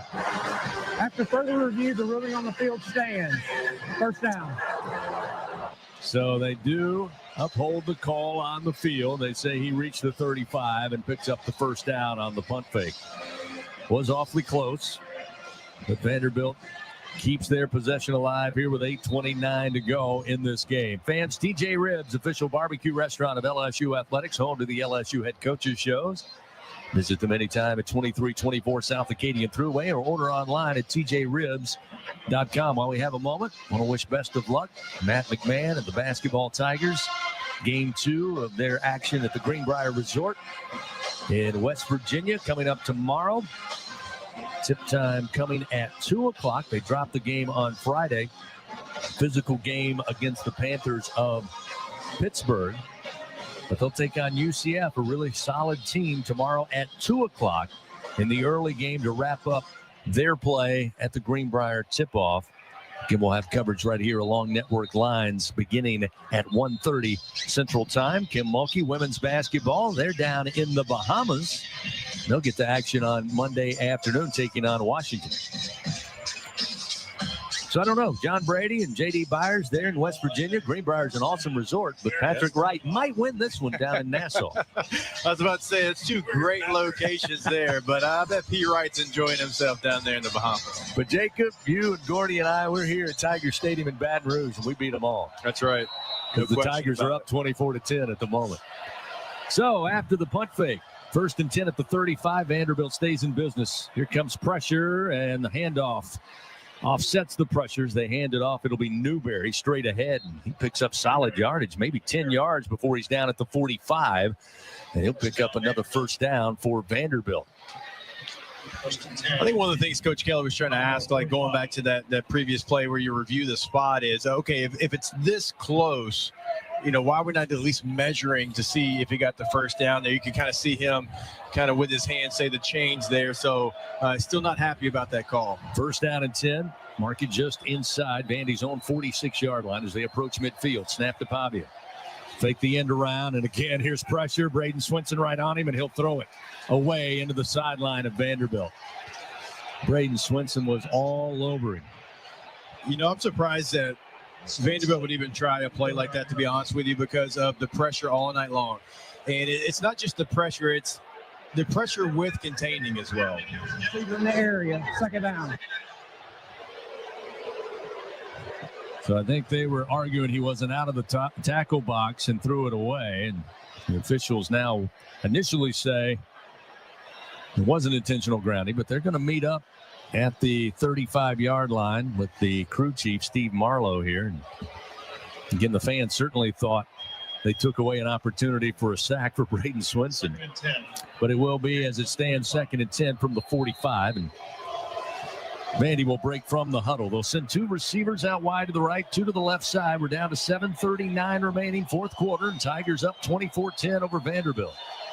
Trip receivers now to the left, empty backfield for Pavia. They go 5 wide, 3 to the left, 2 to the right. Scrimmaging from the far side, Hash Pavia with time in the pocket, slings it downfield. Catch grabbed at the 35. Tigers went for the INT, and slipping loose once again is Fungi, and he'll get 37 yards after LSU came up short trying to get to the football, and he made the catch, and nobody was there to bring him down. So a big play for Vanderbilt swings them down inside the red zone, mark it at the 16 of the Tigers. Yeah, it's a poor angle by Jordan Gilbert, the safety there. Again, like, you got to either go make a play or you got to sit there and you got to try to attack the ball right there at the point. Kind of did neither again. Pavia fakes the quarterback draw, decides to throw, and quick hit down around the 10 into about the 7, a gain of 9 yards to the tight end, Eli Stowers. So it'll be 2nd down and about a yard here at the LSU 7. Vanderbilt trying to hurry up, but they're substituting players, so gives LSU a chance to catch their breath. Now they'll make some substitutions coming onto the field. Savion Thomas will check out. It'll be Relaford checking in on that defensive edge to the left side. Again, Vanderbilt still switching players in and out. LSU doing the same. So it'll be 2nd down and 1 from the LSU 7. Pistol formation. Pavia gets the snap. Handoff up the middle to the 1-yard line. Then stacked there is Alexander, still fighting. They're letting him play, and looks like he's going to be shy of the goal line. Down around the 1, inside the 1, before LSU able to bring him down. Vanderbilt very fortunate. They actually broke the huddle with too many men on the field there. They let them kind of slide, even though they were in a normal huddle. So this time, Pavia on the right side will keep it, and Pavia able to step into the end zone and score. Pavia with his 6th rushing touchdown of the season. And Pavia now showboating down in the end zone to LSU fans. And again, that makes it 24-16. Things get a little tighter here with a point after upcoming, but Pavia certainly making no friends here in Baton Rouge. Yeah, it's going back to us why we're like, hey, you put the ball in the end zone, you kind of close the door. You settle for a field goal, it leaves the door open. You stop them, they get a fake punt there, so they kind of get a jolt. They get a little bit of life. 137-yard pass, so right back down there. They finish in the end zone. You weren't able to do that, and now here we are. It's going to be a 1-score game. Waiting on the point after. Brock Taylor awaits. Long snapper Ashby sends it back.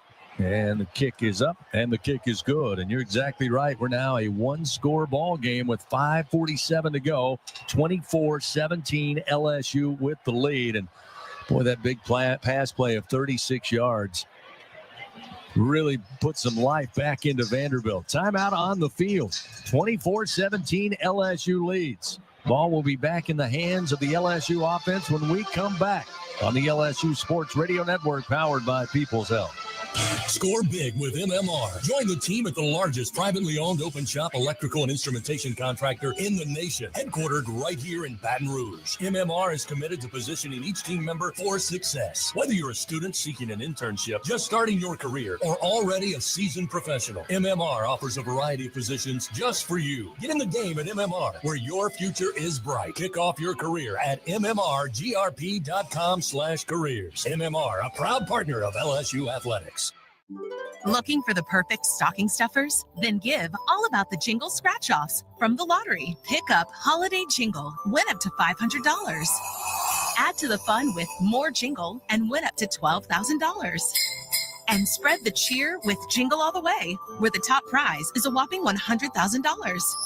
Make this a holiday to remember with the lottery's All About the Jingle Scratch-Offs. Louisiana Lottery, giving you a season to smile. Must be at least 21 to purchase. Hey, diehard LSU fans, I'm happy to tell you that Bath Fitter is now a very proud partner of LSU Athletics. Bath Fitter's got you covered, from beautiful and durable new tubs to safe and stylish showers. Bath Fitter has brought winning experience to bathroom remodeling for nearly 40 years. Their dedication to excellence matches the Tigers' commitment on the field. When it comes to the highest quality baths and supporting LSU Athletics, they just fit. Visit bathfitter.com to get in the game. And go Tigers! Fourth quarter action continues. Presented by J&J Exterminating from the LSU Sports Radio Network. 5:47 remains in this game, and we've got a one-score ball game. LSU up on Vanderbilt 24-17, but Vandy goes 10 plays, 75 yards. They get a 36-yard punt fake for a touchdown. Or I should say for a pass that set them up deep in LSU territory, but the punt fake on 4th and long kept the drive going. They went 10 plays, 75 yards, 4 minutes, 54 seconds before Diego Pavia, with his 6th rushing touchdown of the year, gets in from 1 yard out to make it a one-score game. Real quickly, checking the Republic Finance scoreboard, Texas A&M has just taken the lead on the Plains over Auburn. A little less than 4 minutes remaining, 31-28, the Aggies lead over Auburn. And last check, fourth quarter action. Coach Venables, who has been under fire some from the Oklahoma fans this season in their first year as an SEC member, right now in the fourth, leading number 7 Alabama 24-3. And of course, by the way, LSU will host the Sooners next week with a 6 p.m. kickoff. Here's the ensuing kickoff, and it lands in the end zone just in front of the pylon from Taylor, and LSU will have the football first down at 10 at the 25. Andy, of course, will host Tennessee in Nashville next week. Tigers finish up the regular season with Oklahoma. As I mentioned earlier, first meeting as SEC foes. Yep. The last two, correct me if I'm wrong, some pretty high stakes. I mean, 2019 semifinal, 03 national championship game. Yeah, there's some serious history between the two. They haven't played a bunch, but they've played for big stakes. 24-17, LSU leads here. First and 10 from their own 25. C.J. Daniels motions from right to left. He'll join Trey'Diaz Green out wide to the left side. Kyron Lacey lone to the right. Tigers going to keep this clock moving. They'll throw on first down. Lacey gets under it, makes the grab at the 45-yard line. Height was on coverage, but he was way late getting to Lacey, as that was a long throw from the far side hash to the near side boundary from Garrett Nussmeier, and Lacey was actually just waiting on it. He was wide open. A Louisiana Blue first down. First and 10 now at the 46. Yeah, Nussmeier took an absolute shot, and credit to him. He realized he had to stay in that pocket as long as he could, allow Lacey to become open. I mean, it was such a shot, it even took a little bit off the throw, but still strong enough to get there. Durham in at running back. On first and 10 from the 46, he'll get the call, and Durham up the middle, crosses midfield into Vandy territory to the 48 on a gain of 6 yards. That'll set up second down at 4 as we hit 5 minutes remaining here in tonight's game. Demarion Thomas credited with the stop for Vanderbilt. Such an advantage when you can, on first down, turn around, hand it off, and get 6 yards. I mean, it just completely changes, Chris, the dynamic of your entire offensive playbook. Too wide to the left. Daniels, lone receiver, short side of the field, the right. Durham along with Nussmeier. Now Garrett will move Durham to a sidecar right. Snap from Chester. Give to Durham. Durham squirts between left tackle, makes his way to the 45 on a gain of 3. He'll set up 3rd down and 1 now for the Tigers. Clock moving, 4 minutes, 16 seconds. Again, number one, you want to keep this clock moving. Yeah. But if you're LSU, what a boost it would be if you could just finish this drive off with a touchdown. Get back to a 2-score lead with very little time remaining. Again, you want to win the game, but trying to build some confidence on an offense that certainly has struggled here in the month of November.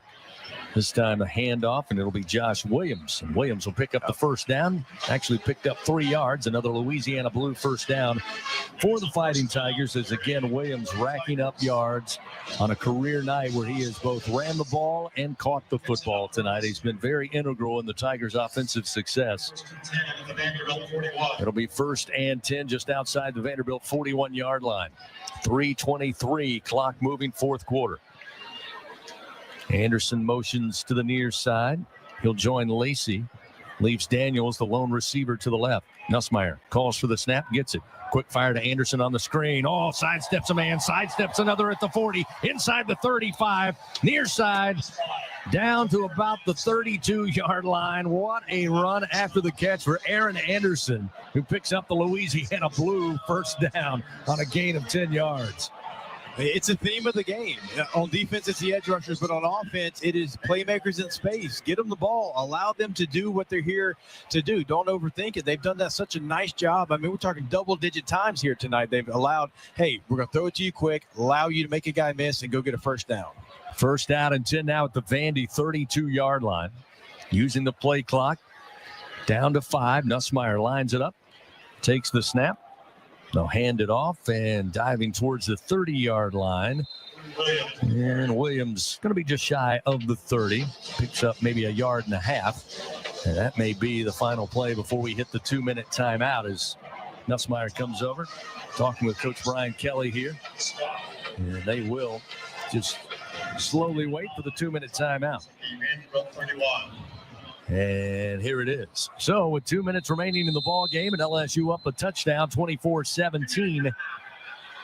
We'll take a break. Fans, J&J Exterminating, Louisiana-owned, customer-focused, and results-driven for over 65 years. Call the local pros and get the shield. J&J Exterminating, yeah. Tigers need 2 minutes. They lead by 7, 24-17 over Vanderbilt. Back to Tiger Stadium to finish this one out on the LSU Sports Radio Network, powered by People's Health. Elevate your game day spirit with Sugarfield Spirits, the official vodka of LSU Athletics. When crafting the perfect mixed drink, our vodka is the winning choice that'll have your taste buds cheering for more. Sugarfield Spirits, where the spirit of the Tigers meets exceptional locally made vodka. See our winning lineup at sugarfieldspirits.com or visit us at our tasting room in Gonzales.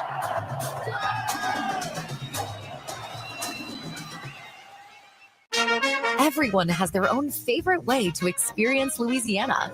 For some, it's the taste of hot beignets with a creamy cafe au lait. For others, it's swaying to the music of brass bands, Zydeco, and all the music in between.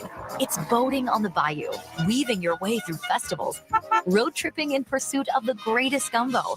Whoever you are, whatever you crave, Louisiana will feed your soul. Go to findyourlouisiana.com to plan your visit today. Hey, Tiger fans, need funds to help with your financial situation? Republic Finance is a proud partner of LSU Athletics and has served the NCC area since 1952. Check out our loan options to see how we may help you. Visit a local branch or get pre-qualified online at republicfinance.com/tigers. Not all consumers are eligible to apply online. Secured loans are available exclusively in branch and have collateral and insurance requirements. Standard loan terms, rates, and fees apply based on your state. All loans are subject to approval pursuant to standard underwriting criteria. Not all consumers will qualify. For more information, call 833-907-1737.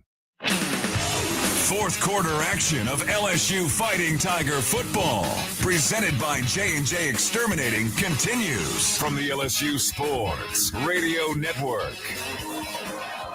Fans spread the cheer this holiday and pick up Jingle all the way at any lottery retailer. You could win up to $100,000. Louisiana Lottery, giving you a reason to smile. You must be at least 21 to purchase. 24-17, LSU leads by 7 over Vanderbilt. And even 2 minutes remaining in this game. The Tigers looking at 2nd and 9 at the Vandy 31-yard line. Real quick check of the Republic Finance scoreboard. It is final in Norman. Oklahoma upsets number 7 Alabama by a final of 24-3. That's a tough shot for Alabama here. As again, they will have their 3rd loss of the year, 3rd loss in SEC play.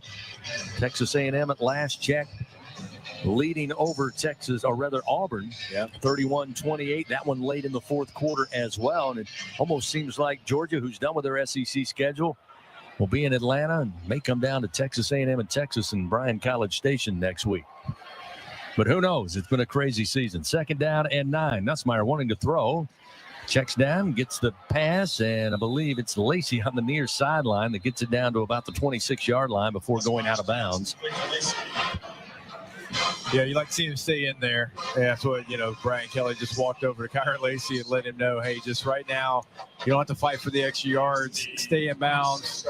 Keep the clock rolling. Vanderbilt going to call a timeout. And it'll be 3rd and 4 here for the Tigers. So the ball at the 26-yard line is timeout presented by Coshada. Escape to the largest casino resort in Louisiana, Coshada Casino Resort. Louisiana's best bet. Fans, you can help shape the future of medicine with Velocity Clinical Research. Participants can receive compensation, access new potential medicines, get free study-related exams, and find a study near you at velocitytrials.com. So after the quick timeout, it'll be 3rd down and 4 for the Tigers at the Vandy 26 from the near side hash. Williams to the right side of Nussmeier in the offensive backfield. Lacey wide to the right, 2 receivers to the left, and at the snap, they've got flag behind the line, behind the Vandy defense. And it looks like Steve Marlowe wanting to find out what the infraction was about. He'll let us know in just a second. Delay of game defense using disconcerting signals. The 5-yard penalty results in a 1st down. That's a tough break for Vanderbilt. That will give LSU the 1st down, move them down to around the 21-yard line.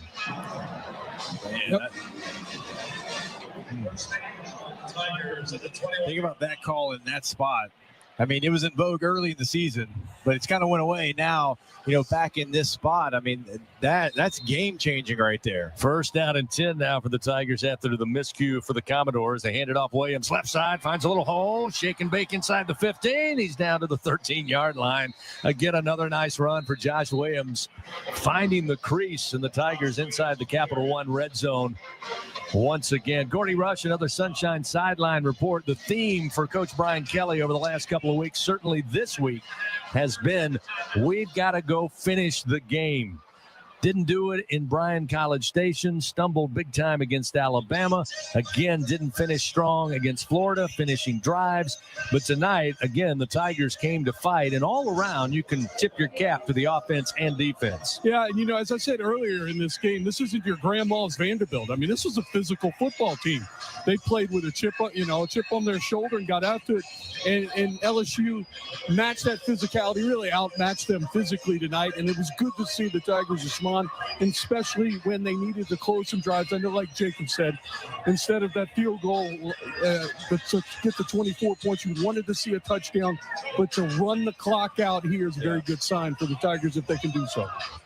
So it'll be 2nd down and 2 at the Vandy 13 with the ball middle of the field. And boy, if you're Clark Lee right now, you're looking at that clock, you're looking at that scoreboard, and in the back of your mind, you got to host Tennessee next week. And a couple of weeks ago, they were riding high, looking to have a winning season, and that one could be in jeopardy if they fall tonight and can't beat their in-state rival Tennessee next weekend at home. 2nd down and 2. Again, on the ground, no surprise. It'll be Williams inside the 10.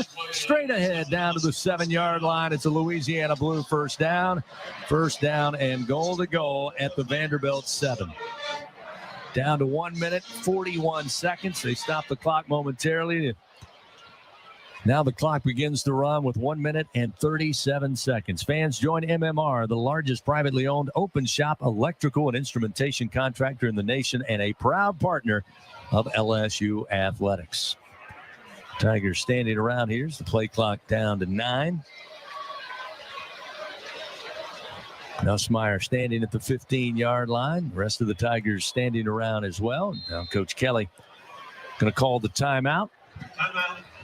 LSU will burn their first time out of the half. Presented by Coshada. Escape to the largest casino resort in Louisiana. Coshada Casino Resort, Louisiana's best bet.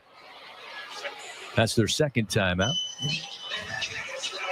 Like Gordy mentioned, in football, and sure, I'm biased because I'm a running back, but in football, in my opinion, there's not a better feeling than just closing out a game and not giving the ball back to your opponent when that's the goal.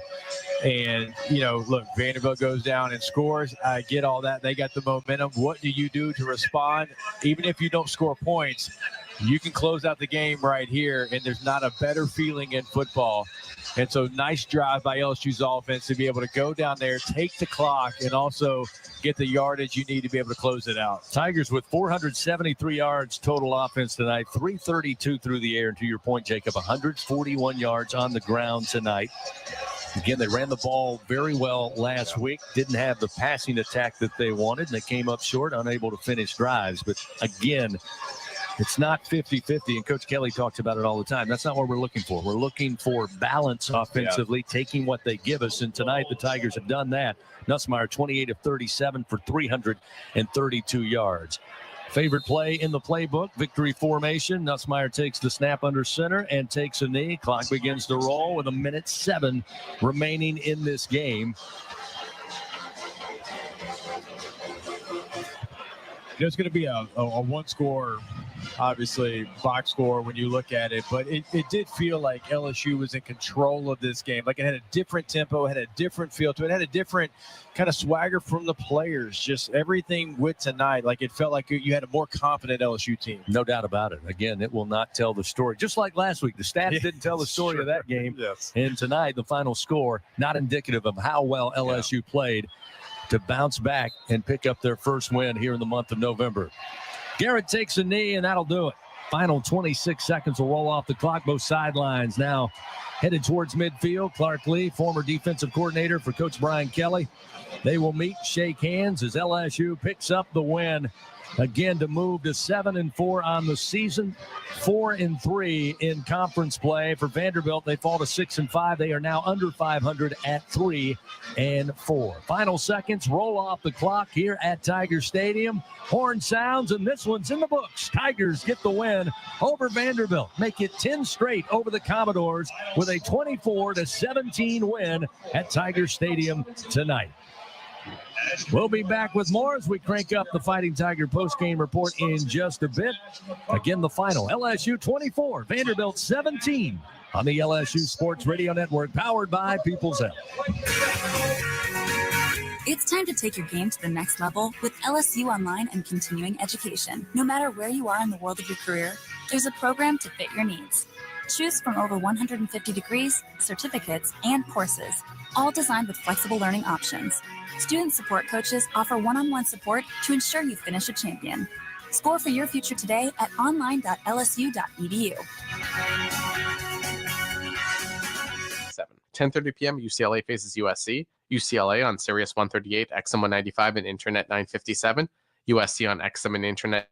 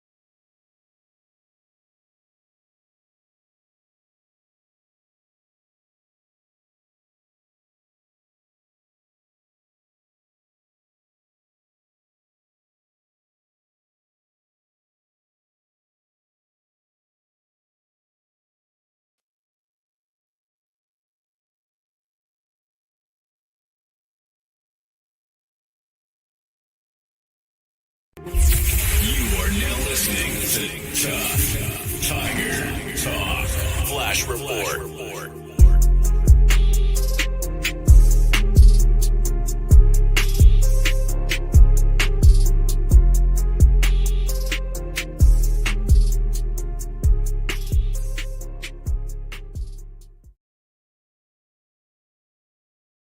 Emily, we up in this thing. Much love. Appreciate y'all for joining us, man. Listen, Tigers get on the right side of things today.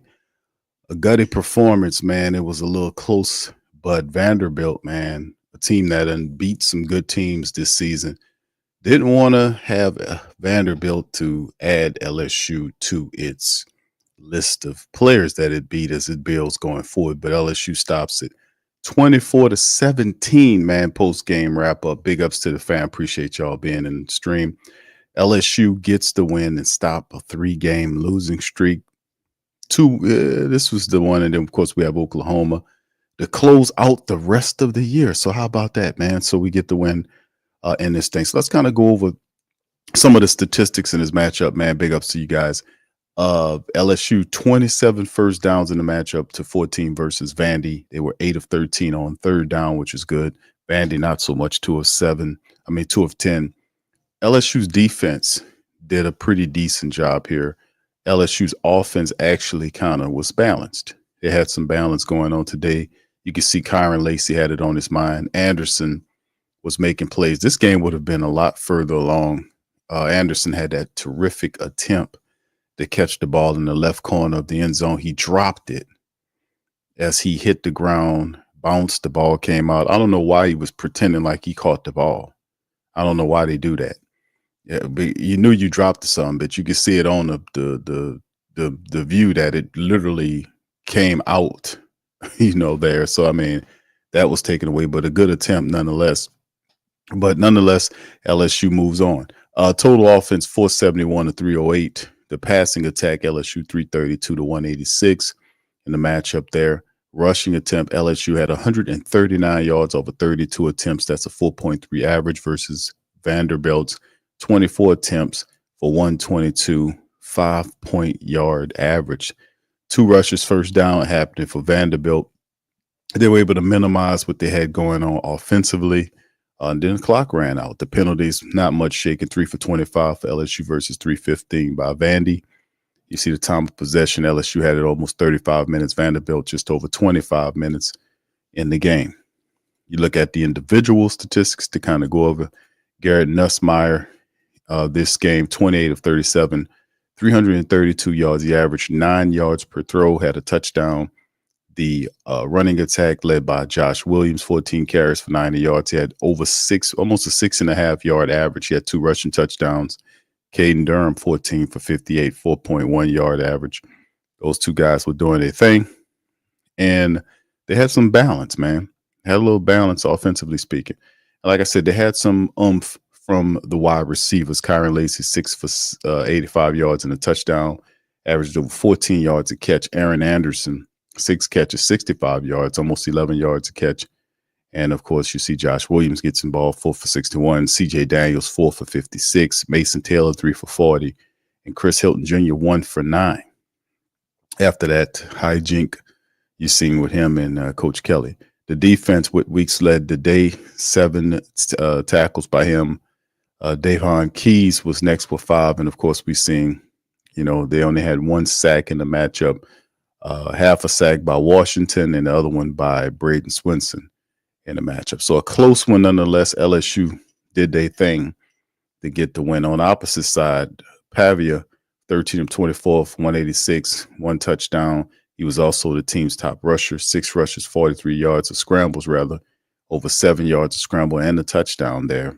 Alexander had 9 carries for 24 yards. And, of course, you look at the receiving core.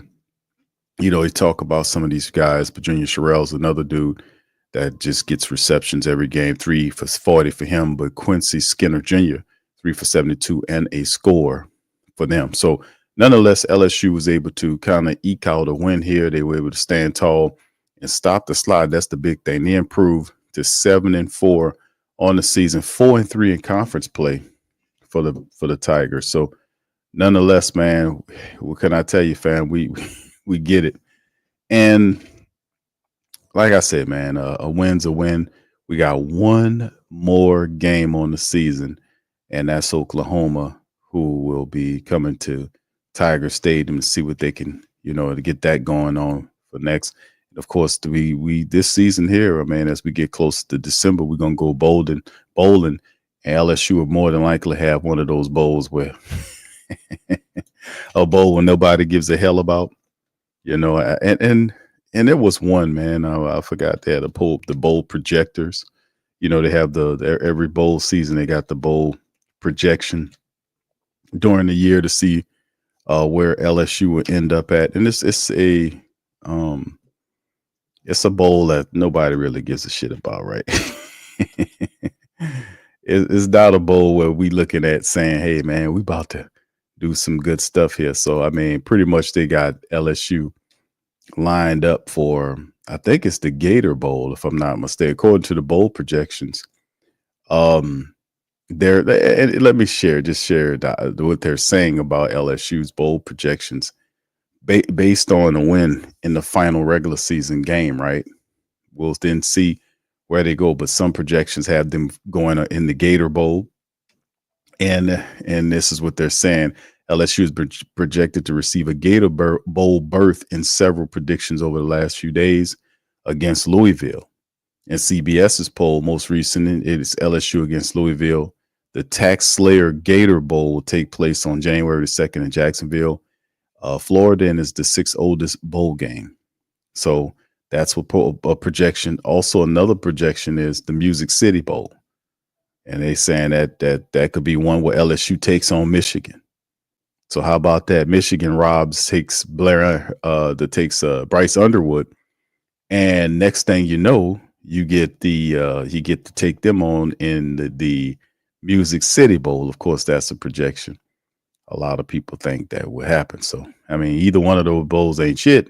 I mean, it's still good to have college football in bowl season, but of course, LSU have fallen so far. But then again, like I said before, we kind of. Yeah, when I started the season off, I didn't really had high hopes of LSU doing spectacular things this year. I thought that the loss of a lot of talent and what we had was good, but not championship level good.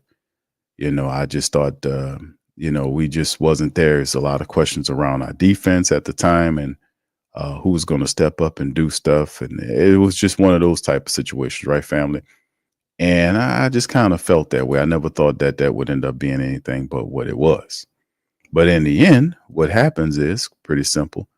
LSU ends what it is. They had 3 losses. We lose the Bryce Underwood. He gets flipped by his home state of Michigan. And that was very interesting. Now, this is something I also want to share with the family members about LSU. Remember, just because we lost out on this Underwood kid, don't mean we going to be buried underground, so to speak. Just a little corniness right there. but I'm going somewhere here. Just because you end up losing Underwood doesn't mean that puts us under. Now it does. We might lose a couple of prospects who were trying to put together a really good team, a good recruitment team. We'll still have a solid recruitment team. But remember, when it comes down to quarterbacks, we was trying to do that, grab that projected kid, and that kid would have been special. But just think about the last 2 Heisman Trophy winning quarterbacks that you had. Remember where they came from. They weren't highly recruited. Well, I mean, these guys were okay. But it wasn't until they came to LSU that they became stars. Joe Burrow was a transfer from Ohio State. He was buried behind those quarterbacks up there, and he got an opportunity to come in. LSU turned him into a star. Jaden Daniels was a transfer of not even talked about like that in from Arizona State. We got Jaden Daniels through the transfer portal to come here and then take LSU to where he took them. So, like I said before, and say it again, Brian Kelly, since he's been here, he's done a damn good job in recruiting and especially working that transfer portal. That's something that he's really good at. Maybe not so much we got outbid on the NIL deal, but that only happened because LSU this year, what was going on the field. But there was, according to the AD, Woodard already has committed to him, and they're saying that they're going to ride with Brian Kelly. So I expect Coach Kelly to keep recruiting and ultimately work in the transfer portal to find a quarterback. There's people talking about Nussmeier staying on. I sincerely hope not. I just hope, let's just get beyond that. Let Nussmeier go ahead on into the league, and we'll go and see about finding the quarterback in the transfer portal and starting this thing all over again, because they have a lot of really good recruits that are still connected to LSU that aren't going anywhere. We might lose one or two guys, but we still have a solid class coming in here next year, coupled with what we have this year. I mean, what we'll have left over from this team for next year and the recruiting class from next year together makes an interesting mix. And I would tell you guys this, to never underestimate, do not underestimate Brian Kelly's ability to work that transfer portal to get talent here. We've seen him do it. This was a tough year. And like I said, I didn't see this team as a championship team. I'm sorry. They won tonight. The pressure was off, but this team has a lot of issues and flaws. They got, this is a team that you got to constantly go at them to motivate them. They just don't seem, and no disrespect, but they just don't seem to have the heart that we've seen from previous teams. They just don't have it consistently. They don't. Now they're talented, but they're not nearly. It's from an internal standpoint, they're not the same as some of our previous teams. I'm not being mean. I'm just being real. That's why the record is where it is. Well, they're 7-4. So, like I said, I think we'll see a better team next year. And I thought that ultimately that probably more than likely to be the case. Ultimately, I didn't think LSU would lose Underwood because he was in on it. I think a lot of the losing, not so much the losing, but the money. I think that was the biggest thing that flipped that kid. They gave him a lot of money that LSU wasn't really wasn't going to match like that. So anyway, I heard what Cam said. I know we posted that, family. If y'all didn't get a chance to listen to it, Cam Newton, what his thoughts were with the change between the exchange. Well, not really exchange. It was just Coach Kelly just going after the wide receiver Hilton about, what was going on, all this kind of stuff. And Cam just was, talking about the era of the NIL. And I'm pretty sure it'll be a time, and I'm talking about coming up real soon, that they're going to change a lot of that. It's a lot of flux going back and forth with the transfer portal. A lot of the stuff with the NIL deals is kind of the wild, wild west right now. But I'm telling you, once this, you got the new playoff system implicated, it's a lot of newness going on right now. The new reformation of the leagues, SEC with 2 new teams, a lot of movement going on as teams and things settle and the dust settle. You're going to see a lot of stuff starts getting tamped down. A lot of stuff is going to change. Right now is a little bit of the wild, wild west, and they better take advantage of it now, because I'm telling you, it's not going to stay this way very long. Once the dust settles, they're going to normalize it and start changing a lot of stuff. But anyway, tonight, man, LSU 24-17. They're 7-4, 4-3, man. And like I said, for the faithful out there, I didn't anticipate this season being very much, just to keep it real with you. Like I said, I just didn't have that same confidence in these guys that I've seen in other guys. Kyron Lacey is a good wide receiver, but do you guys think he's better than Terrence Marshall Jr. was with LSU? I don't know. There's a lot of great wide receivers that he's following. I don't think he's better than some of those guys. Maybe he is right up under Terrence Marshall Jr., not the pro, but the college player, because Terrence ain't really do too much in the pros. He went to a team that don't really know how to use his talents. Then he has some injuries and stuff like that. But I don't know. Nussmeier, I kind of seen the drop off there. They didn't have much of a running attack start. Remember, they found Caden Durham later on in the year. Williams, they had some issues with the running back injuries there. Things kind of changed. We had our fantastic linebacker there. He got hurt, and we was kind of reeling there. So, and he wasn't really playing like shit early in the year. So it just was a weird feeling with this team, like they were going through the motions, but not nearly a championship team at all, in my opinion. Just not to beat a dead horse, but it is simply what it is at this point. But anyway, with that being said, fam, listen, we're going to see about going on over to Coach Kelly. She's about to pop up on the podium. We'll hear from him and see what his thoughts of. Here we go. Went out and did it. So pleased for those guys. And certainly our coaches did a great job of putting our kids in a position to succeed. So with that, we'll open up to questions. Coach, right down here, you've mentioned multiple times that, you know, before your team takes the field, you feel like you have a pretty good pulse of how they'll come out. Can you talk about that tonight and then relative to what you saw on the field?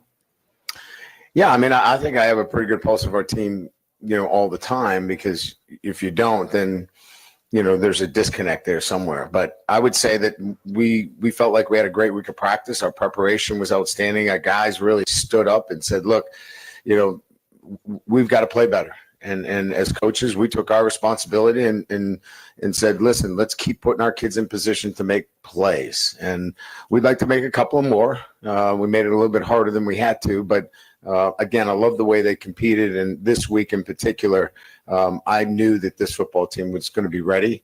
And they've been ready. You know, we didn't close out 3 games. You know, we had 3 games that were in the third and fourth quarter that we had a chance to close out, or the narrative would have been much different around here. Everybody would have slept better. I would have slept better. And you guys wouldn't have anything to talk about. Specifically, the 4th and 5 call, just kind of what were you seeing in that moment that you wanted from your team, and how did it get executed the way that it did? Yeah, so, you know, we were faced with a number of 4th down situations, probably multiple 4th down situations in terms of our play calls. And, you know, we were getting so much man coverage in those 4th down situations. We knew that we had an opportunity to get the ball out quickly with the coverage being off us. They sat down, you know, very rarely. They gave us a little bit of cushion in those 3rd and shorts and 4th downs.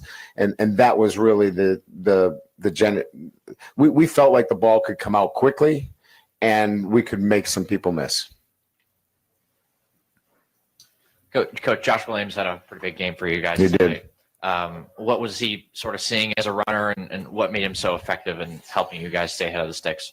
He ran through the face of a number of defenders. It was physicality. It was want to. It was desire. It was all those things in one. It was just a guy that was, you know, committed to no matter what, the first guy's not going to bring me down. And he set a tone for our entire team, a toughness on offense and a resolve that these guys showed this week. And I think he was one of our leaders this week, spoke up many times. He spoke up before our meal today when we meet with our team. He really was committed to making sure that we found a way to win this game. Yeah, Brian, you've done this job for decades. You've had weeks like this. Yeah. Did you talk about just getting through a week like this, not just the losses, but the loss of a recruit and just the noise that just kept getting louder and louder, and how you kind of handled that? Yeah, the recruiting doesn't mean a whole heck of a lot when you're talking about your football team in the present, right? I mean, everybody else certainly felt differently about that recruiting piece, but that didn't really affect our players nor the coaches. Yeah, you're disappointed because you've put, you know, many, many years into recruiting, but it really didn't affect the core of what we wanted to accomplish. And that was, we wanted to finish this football game. And we finished taking a knee on the 10-yard line. And that's how you want to finish football game. So, yeah, the noise was there, but you're going to get noise at LSU when you lose 3 games in a row. But it wasn't because of our guys not being committed, and they show that commitment this week. Brian, when you guys ran the ball, the offensive line blocked well enough to where you guys didn't have a single negative rushing play tonight. What was different about that group and its preparation? It's a good question. I will tell you, a lot of it had to do with certainly the offensive line and getting great movement up front. But more importantly, it was Garrett Nussmeier. he managed the running game as well as he's managed it since he's been here. The ball had to get out on the perimeter on sometimes. You know, those balls that were thrown out on the perimeter, Aaron Anderson or Daniels, those were, and even Lacey Late, those were run plays. But we were getting overloaded, and the ball needs to get out to the soft corner or to wherever that access is. And he did a fabulous job with it. And this is the standard that we need from him relative to where our running game can be really solid if we get that kind of play, which he gave us tonight. Considering all the noise you were talking about and the negativity of the week, what was your reaction when one play it's 7-0, one play into the game? I felt like we were going to overcome it. I felt confident in our football team that they were prepared and they were going to win this football game. And I felt that on the sideline, and just stayed positive with the group and kept plugging. And we came back with a great drive to tie the thing up. And obviously from there, I thought we controlled the game from there on out. Coach, you talked about it a little bit in the back, about Josh Williams. He was part of the player-led meeting. And do you think maybe this game was a statement to his team, being a veteran, of what he expects from this team? Absolutely. And he said that. He goes, this is what we expect here at LSU. This is what I expect. And everybody did. I mean, he was echoing the feelings of the entire team, but he could do it from a position of experience. He could do it from a position where he's been down this road before, and was able to lend that to everybody else in the program. And I think it really affected some of the younger players in a positive way. We saw some things from our younger players this week that we hadn't seen, maturity from them. And he set the table early on, and then he backed it up tonight. And that's what you love to see. Hey, Coach, here in the back corner, we're going to stick with Josh here. Getting him more involved in the receiving game as well, probably that we haven't seen from him in a while. How was he able to open up the offense in that? Well, we were running a lot of 4 vertical, and they were carrying those inside seams with their linebackers. So the linebackers were running with those inside seams, which created a big disparity between the depth of the linebacker that was trying to get into the seam route and our check down. So we said, look, if they carry the seams, just check it down. We're going to get 12 to 15 yards, and we might have averaged that on our checkdowns tonight. Hey, Coach, do you feel like sticking with that 4-3 look allowed you guys to shoot the gaps a lot quicker and maybe just a lot easier just in times past? Yeah, I mean, look, to talk about scheme right now is not what I'm interested in doing, but I'll answer the question. You want to be in a lot more 4 down against a power running team like this. You don't want a lot of bubbles. You don't want a lot of air in your defense. So this is a team in particular that you want to stay in much more 4 down than 3 down. And, you know, we'll change it up, right? I mean, we'll get into some 3 down in the 3rd and long situations, but, you know, I thought 4 down was the right call in terms of what we worked on in practice this week against this offense. Hey, Coach. I saw you meet with Nuss and Will after the game there briefly. What was your message to them?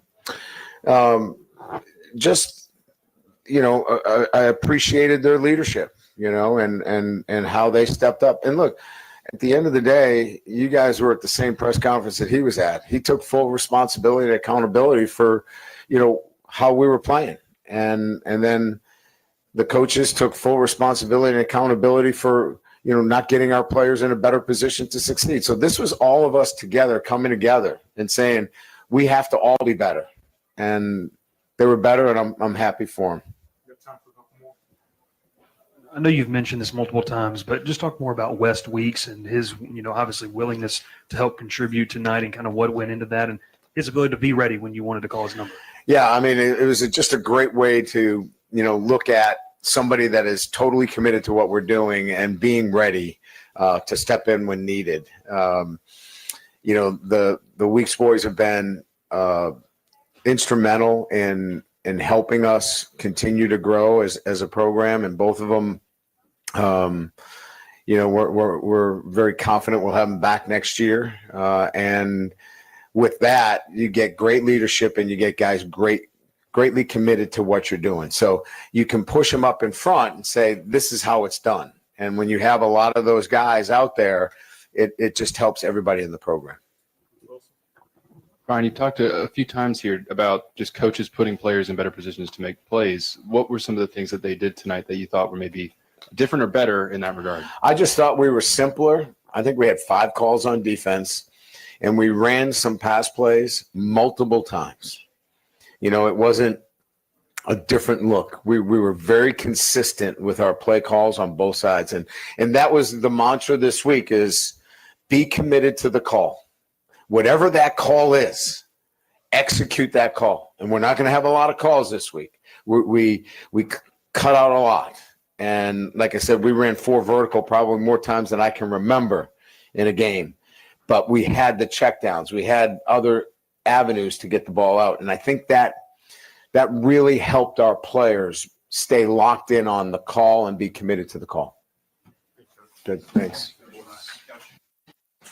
All right.